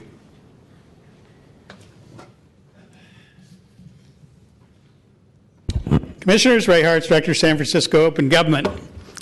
And I will repeat on this section, the same as the section before, what damn difference does it make if you pass a change to the law which you have no intention of enforcing? And you don't. This law has been on the books for how long? And not one time has anybody been protected or even an effort made to protect them. And city agencies on a regular basis retaliate, take job actions, and the only defense that most of the city employees have is their own union, who then gets a bad name because you can't fire a city employee. No, you can fire a city employee if you're willing to do the paperwork necessary to prove that it's justified. And you can get rid of an employee if they do something which discloses the fact that you were doing something illegal. And then they, in an effort to hide it, retaliated. Now, I'm not a city employee, but Luis Herrera, the city librarian, and Sue Blackman, the secretary of the Library Commission, both used and abused their positions as city employees to withhold public records from me for a period of 2 years, to the point when I petitioned the city attorney's office as supervisor of records to force them to disclose. They denied 2 petitions, the first one after a year and the second one after a second year. And I took them back to the Sunshine Ordinance Task Force, and they found them in violation of the ordinance for supporting an organization, a public body that was for acting as their counsel for a public body who was withholding public records. You won't do a damn thing to enforce this, and you can sit around here and rearrange the letters on the page. But when the citizens of San Francisco actually look, and I asked Mr. Kerr, can he think of anybody who has ever been protected by this law? He said, no, he couldn't. So is that what you're here for, really? Just to sit around and jack your jaw and make changes to things which basically are irrelevant anyway because you have no intention of enforcing them? Because the very people that you have to go after are the people that put you in your seat. And there's an old expression, it's hard to convince a man of something when his job depends on him not understanding. And that's what you do. You sit there and do everything else. You look down at the desk, you don't pay any attention, you make little funny noises and little funny faces. And when the public comes and calls you out, you sit there silently as if somehow they aren't going to finally come to the conclusion that you don't work for them, despite the oath you took. Thank you. I would call the question on the motion, which was to give discretion to the executive director to make changes, typographical errors, and things of that nature. All in favor? Aye. Opposed? Motion is carried 5-0. Turning now to attachment number 2, which, if I understand correctly, what you're seeking from us here is direction as to whether or not we want you to proceed with drafting amendments to the ordinance for the Board of Supervisors' approval. Is that correct? Yes, this has the entirety of the ordinance and suggested strikeouts and additions to clarify some of the issues that were in the civil grand jury report and that were in Commissioner Herr and Commissioner Minardi's original January 20th memo. There are some items in here that we would be looking for the Commission's policy direction about to know whether you'd like us to continue on with conversations with the Board of Supervisors. And as you said earlier, hopefully that would be a very collaborative process. There are also interest, I think, on the part of the Office of the Controller to examine some of the issues regarding contractors, if that's a policy decision that this Commission would like to explore further, including contractors who work for the city under terms of a contract with the City and County of San Francisco, that how that works in practice would probably be requiring some further input from other departments who have a lot of experience working with city contractors. So I think we're looking for policy direction on any and all of these approaches.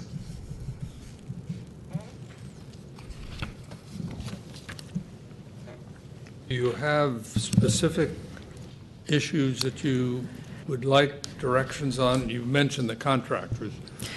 If we start at Section 4100, for example, there is language that would address the issue of contractors starting on line 17. So it would state, and this is language that's mirrored throughout in various appropriate places, so I'll just highlight it here. But this would create a new reference to that the protection of the whistleblower protection ordinance would also extend to contractors operating within the scope of a contract within the city and with the city and county of San Francisco from retaliation. And it also expands some of the language on line 20 to filing complaints can be beyond just those filed with your own agency, that recognizes that employees may feel more comfortable bringing complaints elsewhere, and that the whistleblower protection should extend to individuals who may choose to bring their complaints outside of their own agency if they're bringing it to a supervisory employee who has some responsibility and authority to do something with that. So that in Section 4100, it starts introducing the idea of contractors being included and expanding the base or the points of contact for actually receiving a complaint that could be provide some protection under the whistleblower protection ordinance.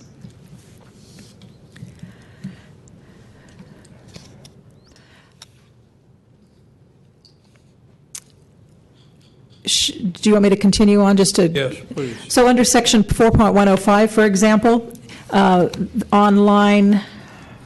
starting at line 15, there's some language here that would clarify what are the types of activities that improper government activity means. And so it strikes reference to violations of the California Penal Code, because that seems to be a very high standard for what can be alleged in order to get protection under the Whistleblower Protection Ordinance. But it does insert language about gross waste, fraud, and abuse of city resources. So that adds some clarifying language that those types of issues are appropriate subject matters for individuals who are bringing forward a complaint of retaliation as well. If they're suffering, if they brought information forward regarding those topics, that should be appropriately covered.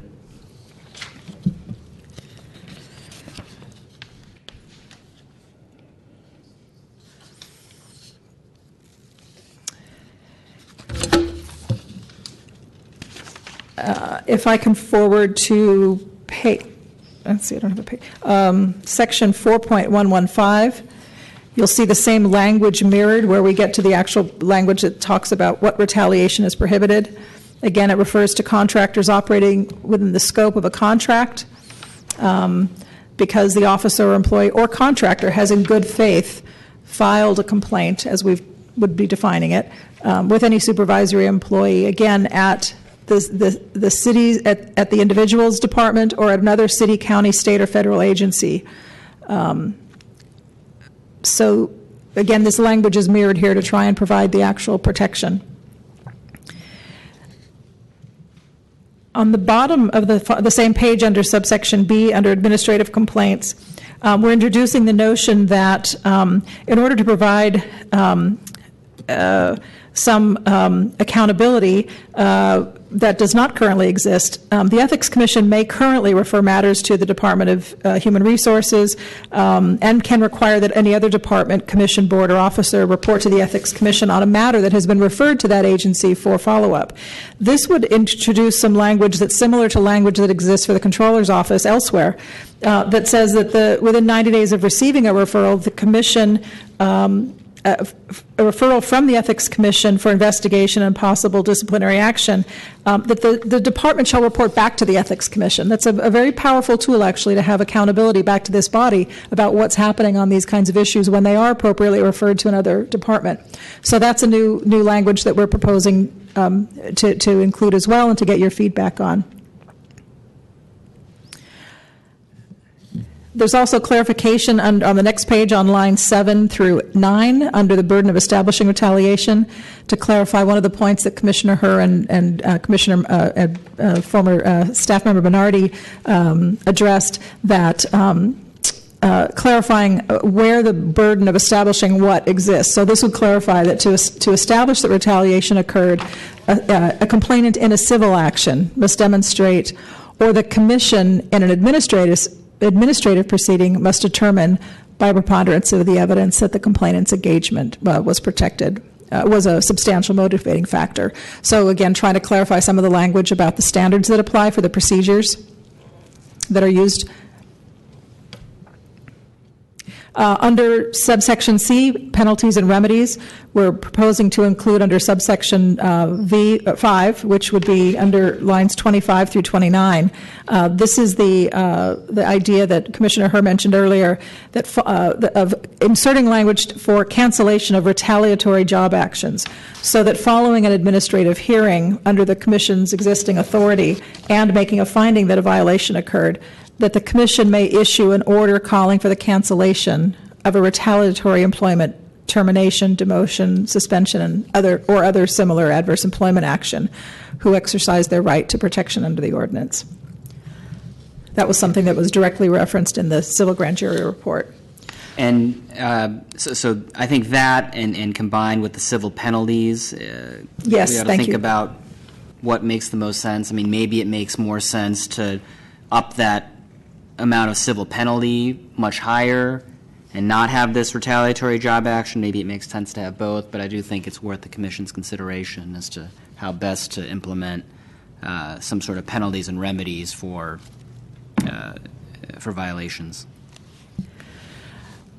If I could draw your attention to section 4.120 on the next page, on line 26 through 30, we've also included new language that would provide for sanctions for disclosure of the identity of a whistleblower. That was something that, although it wasn't directly addressed in the civil grand jury report, I think on point, as we read through this, we realized that there isn't a specific sanction for somebody who knowingly discloses the identity of an individual who has expressed a desire to remain anonymous within the parameters of the law, and that those individuals who knowingly disclose the identity of a whistleblower should be subject to some sort of sanction as well.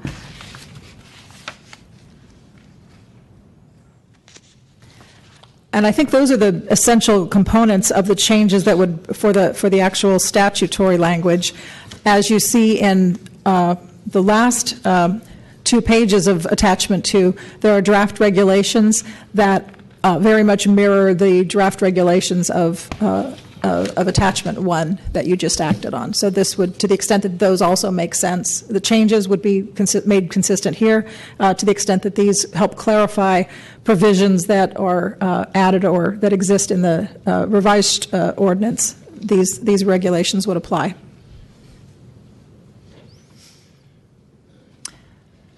Your motion, what direction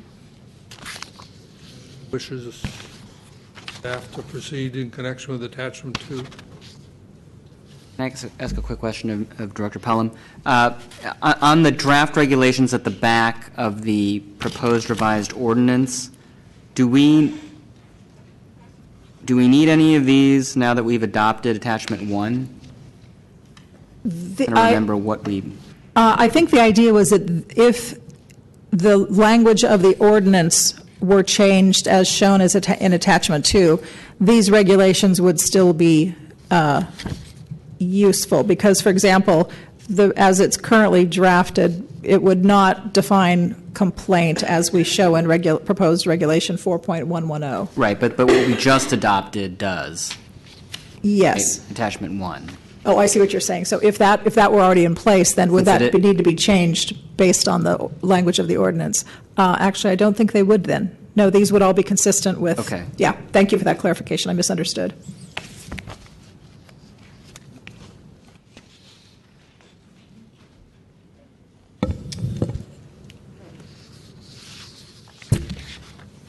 Right.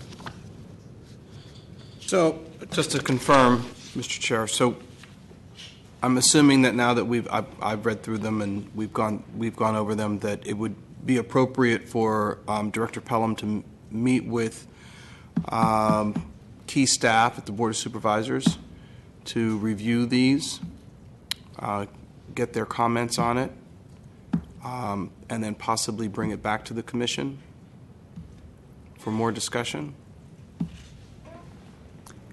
I think if that's the commission's desire, I'm certainly happy to do that. Or if the commission can, if you have a sense this evening of whether these are policy areas that are of interest, if there's some action that could be taken by the commission to say, we're on board with these in concept, and we'd like to talk to the board offices to see where some specific language might be refined, that might be one way of approaching it as well. That, I think, depends on the level of comfort that you have with the concepts that are embedded in the draft ordinance. I don't know if the city attorney has anything to add procedurally, or I just add one thing to that. I mean, that's a possibility. I mean, the other possibility is we approve it as it is, or with amendments, and so the board knows this is sort of what we'd like to do, and certainly there's going to be back and forth with the board, and the board can come back and say, no, we're not going to do this, or we don't think we can do that. But I think it might be more helpful to actually send them language for them to then vet and revise and deal with. I, for one, am comfortable with all of the suggested changes that have been discussed. And so whatever we can do to get this forward and get it before the board, hopefully, and adopted. I think that makes sense, Mr. Chair. Also, for us to, the number of things that were addressed by Ms. Pelham, for us to sit here and try and wordsmith each of them, we'd be here all night. And whether or not we could, I mean, I've tried to process as much as I can in terms of reading it and in terms of the fine presentation. But I think Commissioner Herr's suggestion is a good one. Let's just get it to the board.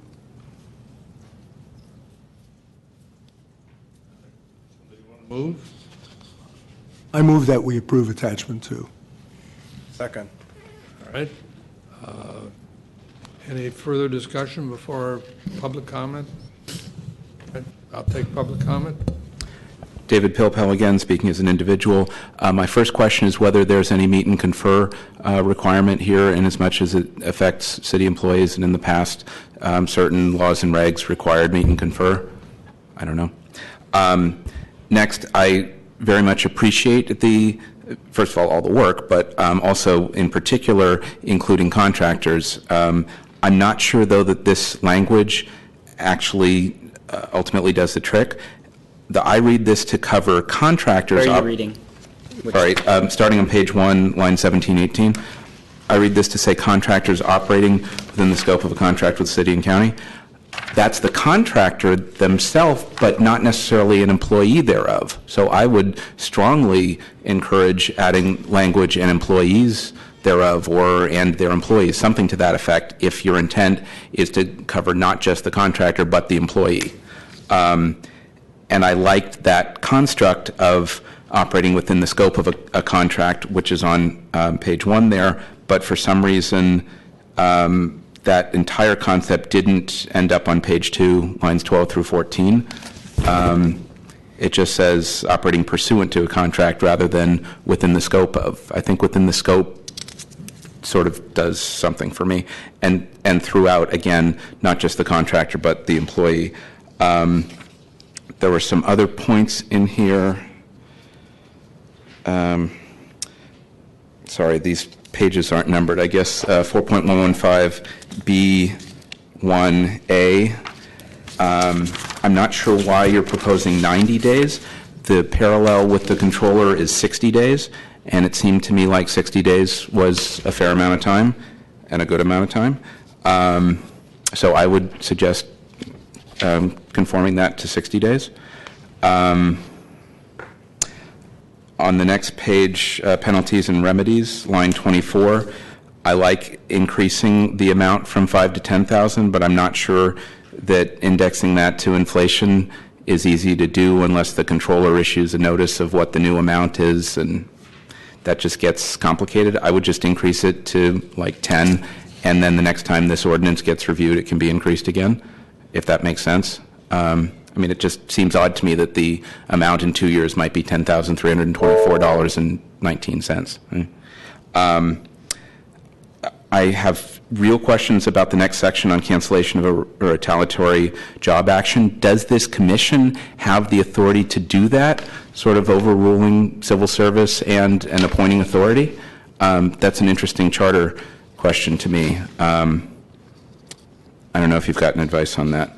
I certainly appreciate the rest of the points in here. I think there's a section, sorry, just one more, if I could. The notice of whistleblower protections in sub E in 4.115, I believe, requires the controller to post notices. It doesn't require that they be in an employee handbook. That seemed like a good place for it. And just finally, the Ethics Commission has an annual report. There isn't a parallel report from the Controller's Office. I think that would be helpful for their portion under the ordinance. Thanks. Equal time to run over, Chair Rennie, like Mr. Pelpel got. I don't know if you need it. When I was 23, I ran away to the Army to escape a dysfunctional family against my mother's advice. She said, "You're gay." I thought, you know what? There is no don't ask, don't tell, so I'm going. At the end of boot camp, I sweated it, knowing I didn't have upper body strength. And it was only adrenaline that got me through those chin-ups, so I wouldn't have to repeat 8 more weeks of hell. My mother flew down to see me graduate. My drill sergeant told her he may never make a good soldier in the Army, but by God, he's tenacious. So I'm back. Tenacious as hell on this whole issue of First Amendment free speech rights. How many judges is it going to take to point out to you that 4.115A, which is your regulation, needs a facelift? RuPaul would know that it needs a facelift.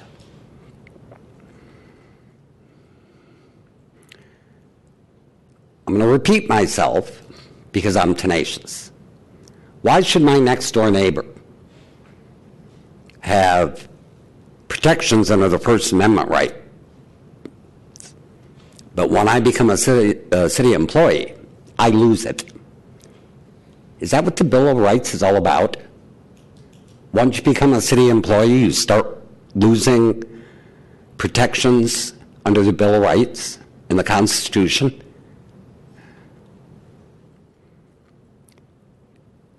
You need to find your cojones, whether you have them or not.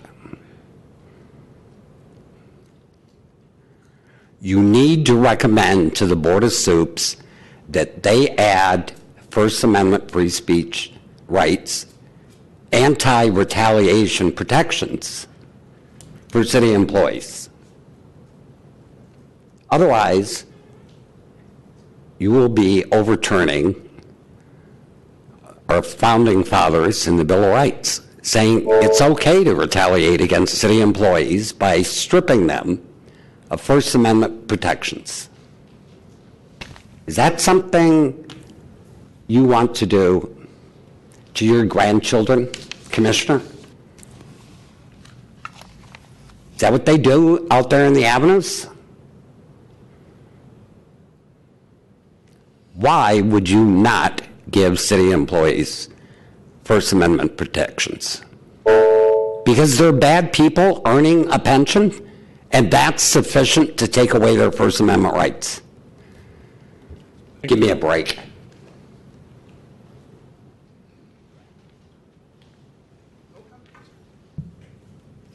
Good evening, Commissioners and Director Pelham. Hulda Garfolo, friend of Ethics. I just have one comment. First of all, thank you very much. A lot of hard work has gone into this, so I thank all of you.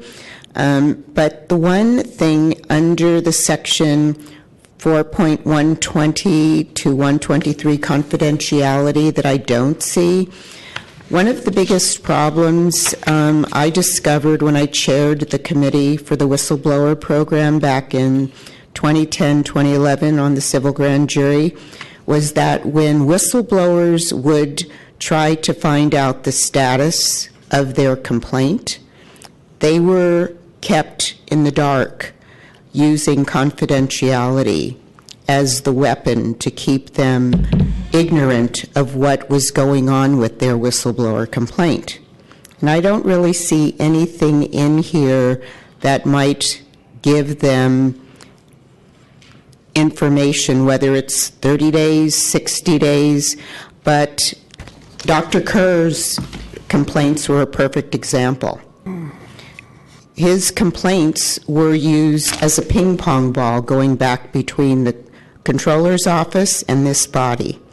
I know that things are moving forward to improve, but I just wondered, I may have missed it, but if a whistleblower were to try to find out what the status of their complaint was, they're entitled to know that. Thank you. We do address it in the regs.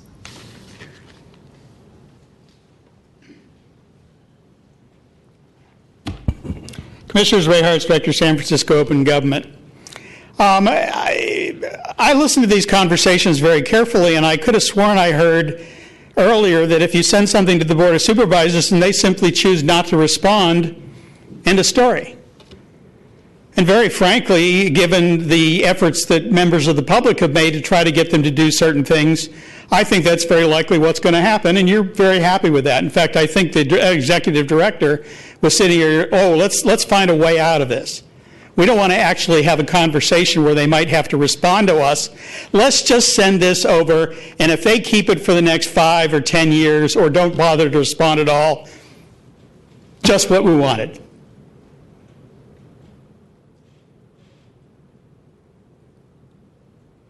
You don't really care about this whistleblower thing because it's none of you that's ever going to be in that position. You don't care that I can stand here and say that you've never helped a whistleblower. You don't care that I can stand here and say that your history and your practice show that you have absolutely no interest in protecting anyone but the city and the city employees and the elected officials. And you can sit here and go through this charade, and that's all it is it's a charade where you send documents out into the Netherlands and then hope that a member of the public doesn't actually look at your records to find out how ineffectual you are. Thomas Aquinas teaches that willful ignorance of what one ought to know is a mortal sin, and you are all willfully ignorant of these processes. You are willing to send it over to the Board of Supervisors and just sort of let it hang out there. And I think you're all probably sitting there hoping to God that your term of office is over before it comes back so you don't have to deal with it again, because honestly, I don't think any single one of you wants to deal with anything substantive, and certainly not anything that would protect a city employee who blew the whistle. You want to protect the city government from being embarrassed, from city departments from being discovered in illegal actions. Just look at the thing when we talked about Ed Lee. Ed Lee has been found by a federal investigation to have people under his control and command engage in illegal activities on his behalf, and you really don't think an audit of his campaign is even worth consideration. You are the total slaves of the people who appoint you, and the only thing you're interested in is not putting their nose out of joint because you want to get your backside in another chair on another commission. Thank you.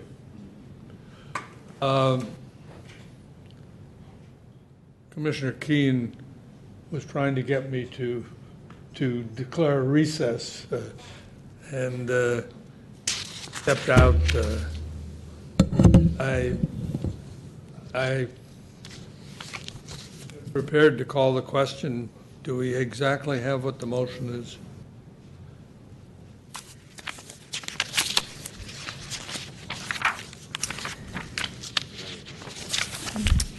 One thing Mr.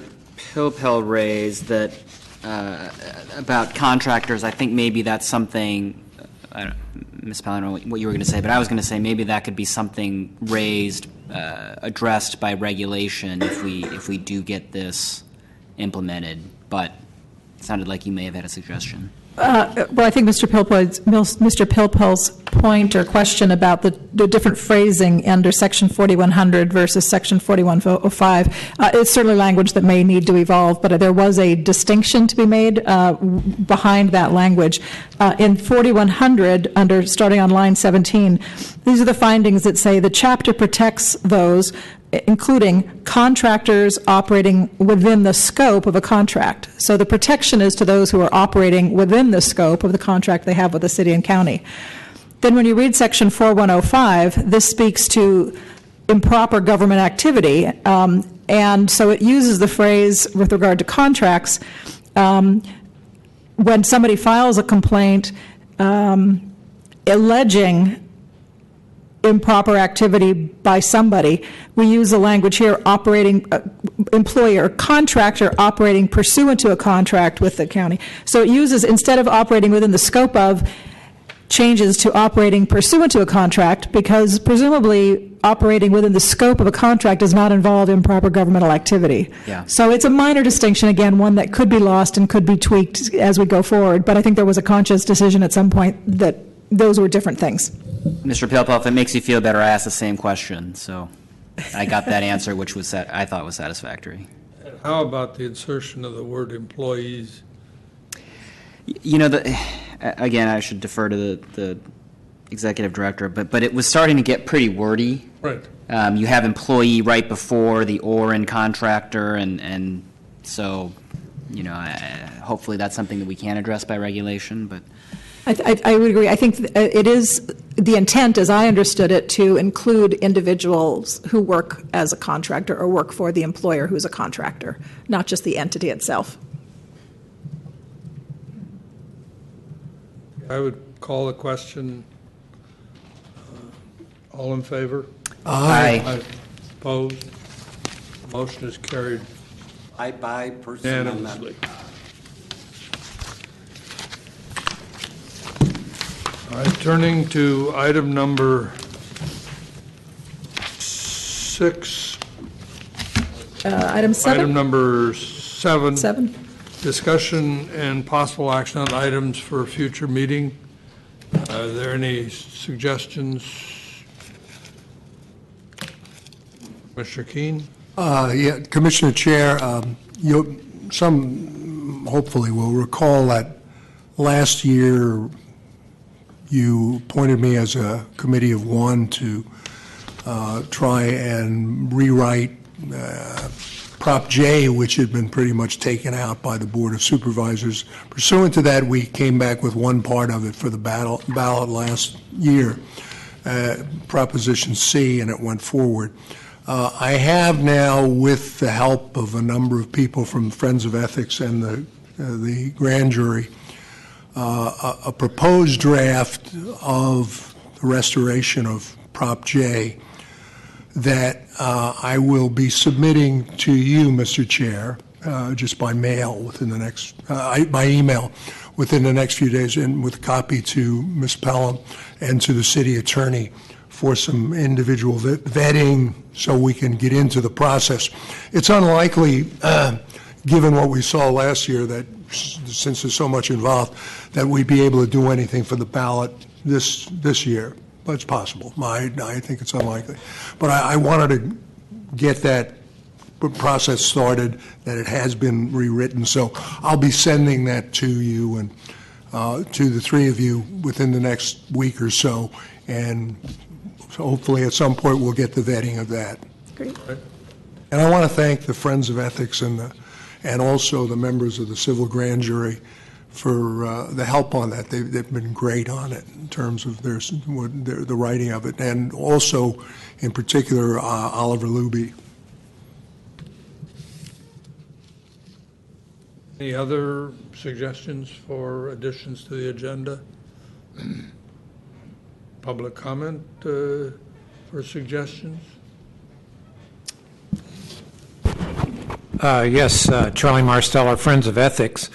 I would recommend that you might want to put the audit item on the agenda, whether it's next month or the month after, whatever the time it fits for the staff to develop some thoughts and some proposals maybe to bring forward. But I really would at this point look for a public hearing on that topic to see where the public thinks that the commission could be more robust in its approach, where it needs to be more robust in its approach. And I would also recommend at some point we want to look at when you place a measure on the ballot, I think anything that we place on the ballot should have an issuance of findings to show how that measure measures up and how we can, in fact, meet the specifications as addressed by the law, and that is that it has to further the purposes of the Act, because heretofore, many of the items that we have taken to the ballot or taken to the board under supermajority were actually lessening the effects of the purposes of the acts. They were repealing sections of the law, and now we are cleaning up a little bit with Prop C and maybe Prop J, and those aren't the only problems that we've had. So there needs to be findings when you modify the CFRO or any of the ethics laws regarding conflict of interest, where we have to demonstrate how it does, in fact, further the purposes of the Act. I think that's very important.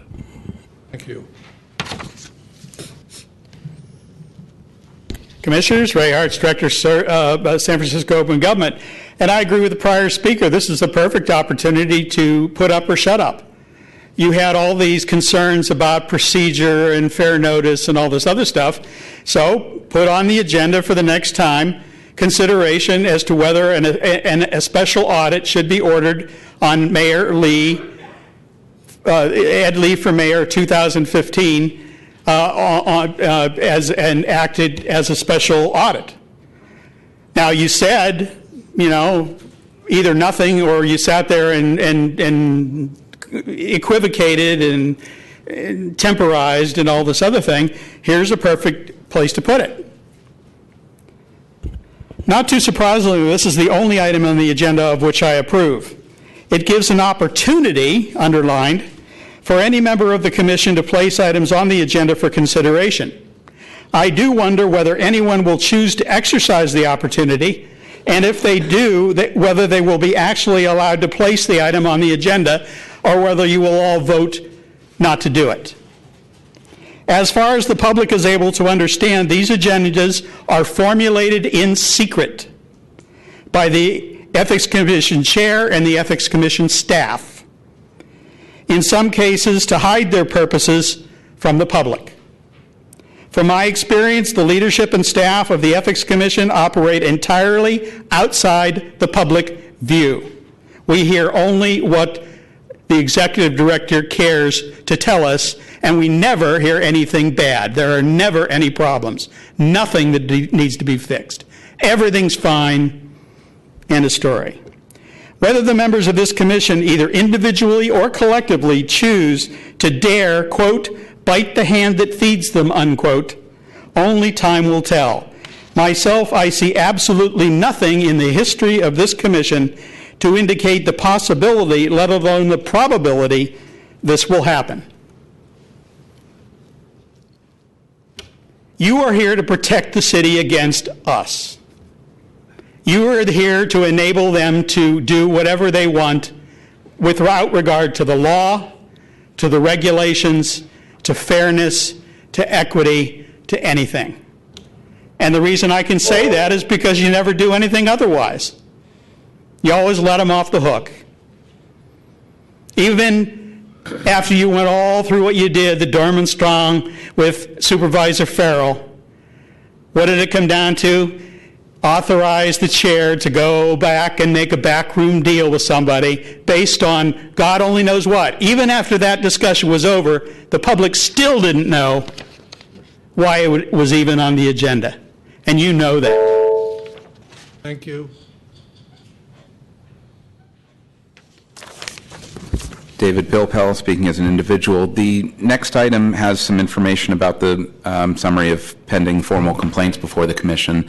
It occurs to me that other than the Lynette Sweet matter that was discussed earlier tonight and the Mark Farrell matter that came up last month or the month before, there haven't been any closed sessions in the last few months to discuss pending complaints. And I seem to recall, I'm not sure from where, that there were some matters that were held over at the end of last year pending the staff transition. So I'm thinking in the back of my mind that there may be pending complaints that are pent up and waiting to be processed or presented to you either in open or possibly closed session.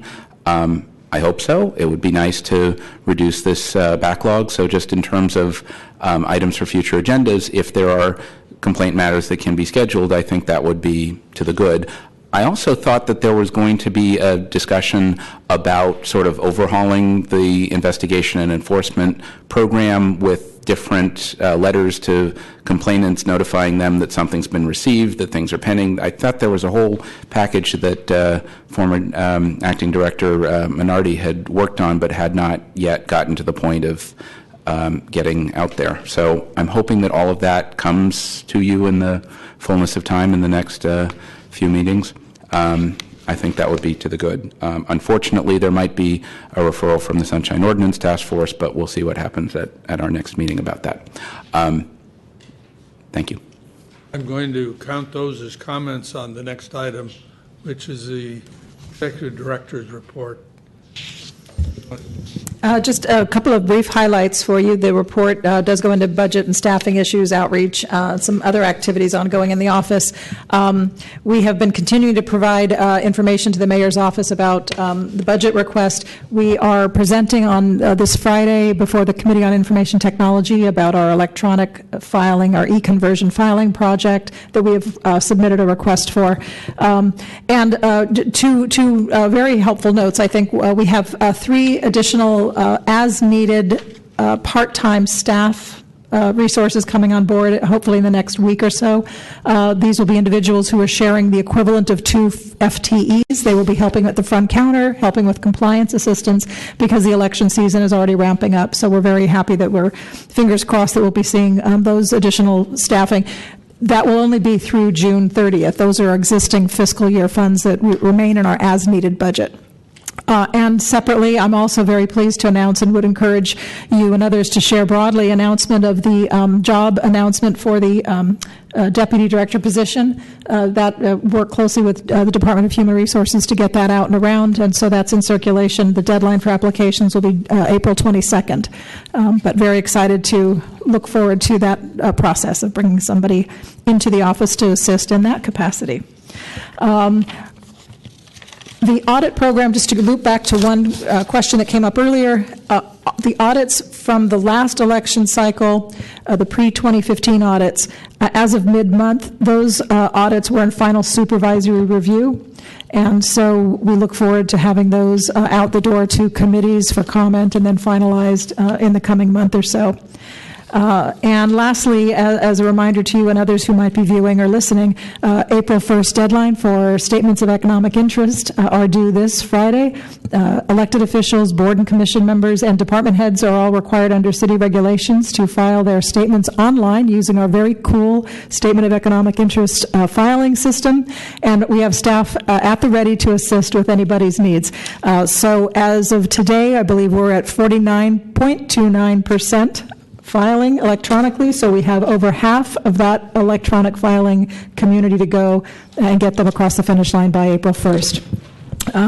So I'm happy to answer any questions. We have been reminding folks about that filing obligation so that we can help assist them with a full compliance. Is there a place where the public can see the job description or how the duties of the Deputy Director are described? Yes. The easiest place to go is if you Google San Francisco City Jobs, you'll land on the Employment Opportunities page.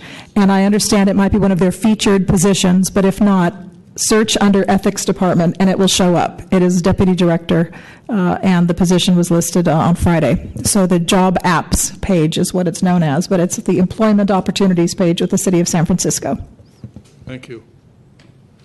Any questions or comments?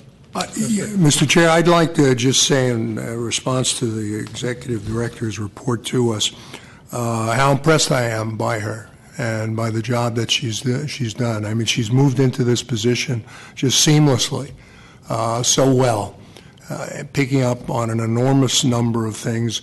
Much of it comes from her experience and knowledge in Los Angeles, I know, but she's someone who's part of the fabric of doing this job so well that I just feel that we're very fortunate, and I want to emphasize that on top of her report, that you're pretty impressive. Thank you. That's very kind. Thank you. Any public comment? Had your chance, Mr. Pelpo. Oh, you're going to get us in big trouble if you don't let us talk. You came up and talked about the Executive Committee's Director's report. I referenced that in relation to items for future agendas. It was very clever of me, or not. I'll get you. You're a good lawyer. I'm not a lawyer. Never mind. Should be. I'll try to be brief. David Pilpel speaking as an individual.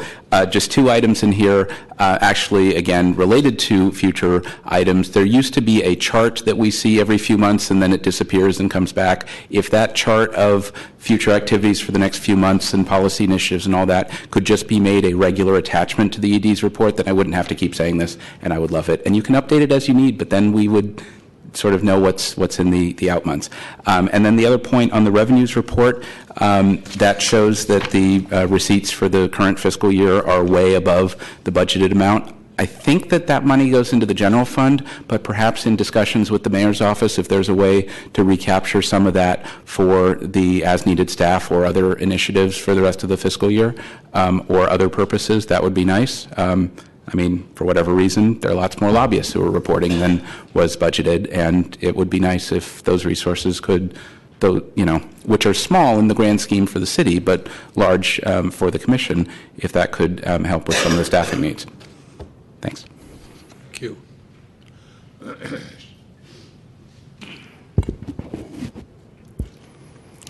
Commissioners, Ray Hartz, Director, San Francisco Open Government. And since a couple of things were brought up, I feel they're fair game for this item. Commissioner Keene's comment to the Executive Director about what a good job she's doing. Wait till you try talking with her a couple of times and get a commitment she's going to get back to you, and then she fails to make any effort to do that, not even to let you know she needs some more time. She can't be taken at her word. And I think that's a very basic fault with anybody who is in office of public trust. I will comment on two items on the Executive Director's report. The first is item number 5, Investigation and Enforcement Program, which, as it almost always does, shows 0 Sunshine Ordinance complaints. I have 24 Sunshine Ordinance determinations finding people violated my rights to public speech and to access public records, and not one of them has been acted on you except for the one you managed to hold while I was out of the state. And that was contrived by your staff. It couldn't have just accidentally happened that they announced it the day I left and held the hearing the day before I got back. But you have no more pride in yourselves than to allow that to happen and not say a word. I intend that the number of Sunshine complaints will grow. As I said earlier, I'm going to turn them in right to you because I don't trust the Executive Director to do anything other than bury them. And I don't trust the staff who try to tell me they weren't bases of complaints before they'd even looked at them. 2 of the inspectors, and these are the people who I'm supposed to trust to investigate the complaint in an impartial way. Ha, ha, ha. The second is item number 7. The Bureau of Delinquent Revenues accounts, which shows your willingness to take the small fish to court for $6,000. And right at the bottom of that same list is Mark Farrell for Supervisor 2010, owing more than $190,000.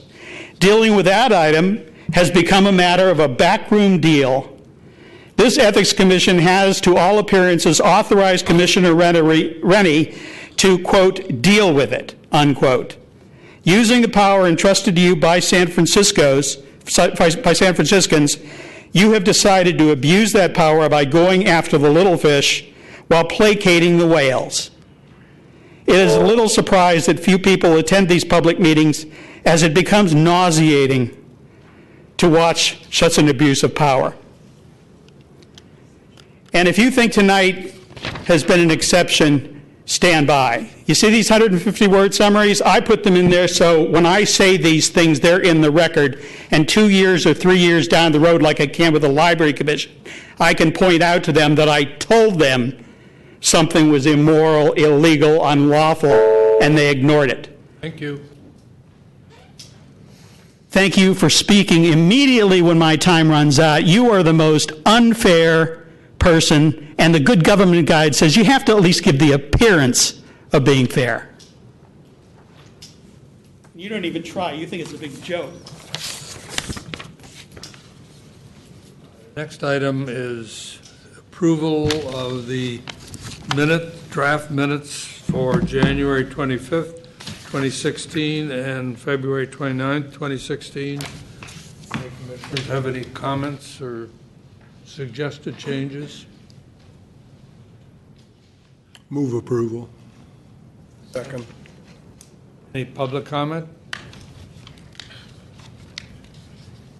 This public comment is on the fact that in these minutes it's very clear that at your January 25th meeting, the agenda item was not even clear to the members of the committee.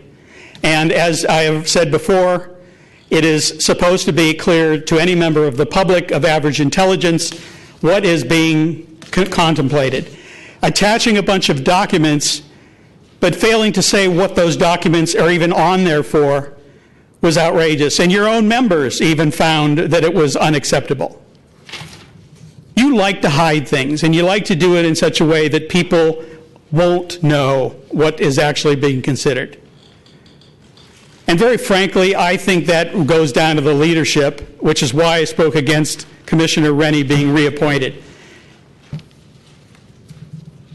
He wants to do things behind the scenes. The executive director now proves that she wants to do things behind the scenes, and you want to hide whatever you can from the public. And the reason I think Benjamin Hur needs to be off this, and I'm glad he is because he was the biggest sneak of all. Benedict. Benedict. Benedict Arnold. Works for me, if that's what you meant. But the bottom line is, I've gotten a little sick of it. And I've gotten disappointed by the fact that when I first started coming to these meetings, there used to be 50 or 60 people here. Now what do you get? Maybe a dozen. That's because they've all given up. They don't really believe you have any intention of making any change to anything or supporting anything. And you can sit there and smile, Commissioner Hur, but you know it's the truth. And you don't say anything back because you can't, because it is true. You can go back and look at your own record. What has this body done to make this city a better place? Not anything. And the only reason you can try to make it look that way is because you write the history. Well, no more. I've got at least 1,200 words in your minutes, which is probably more than any of you do, which gives me more power than any of you have.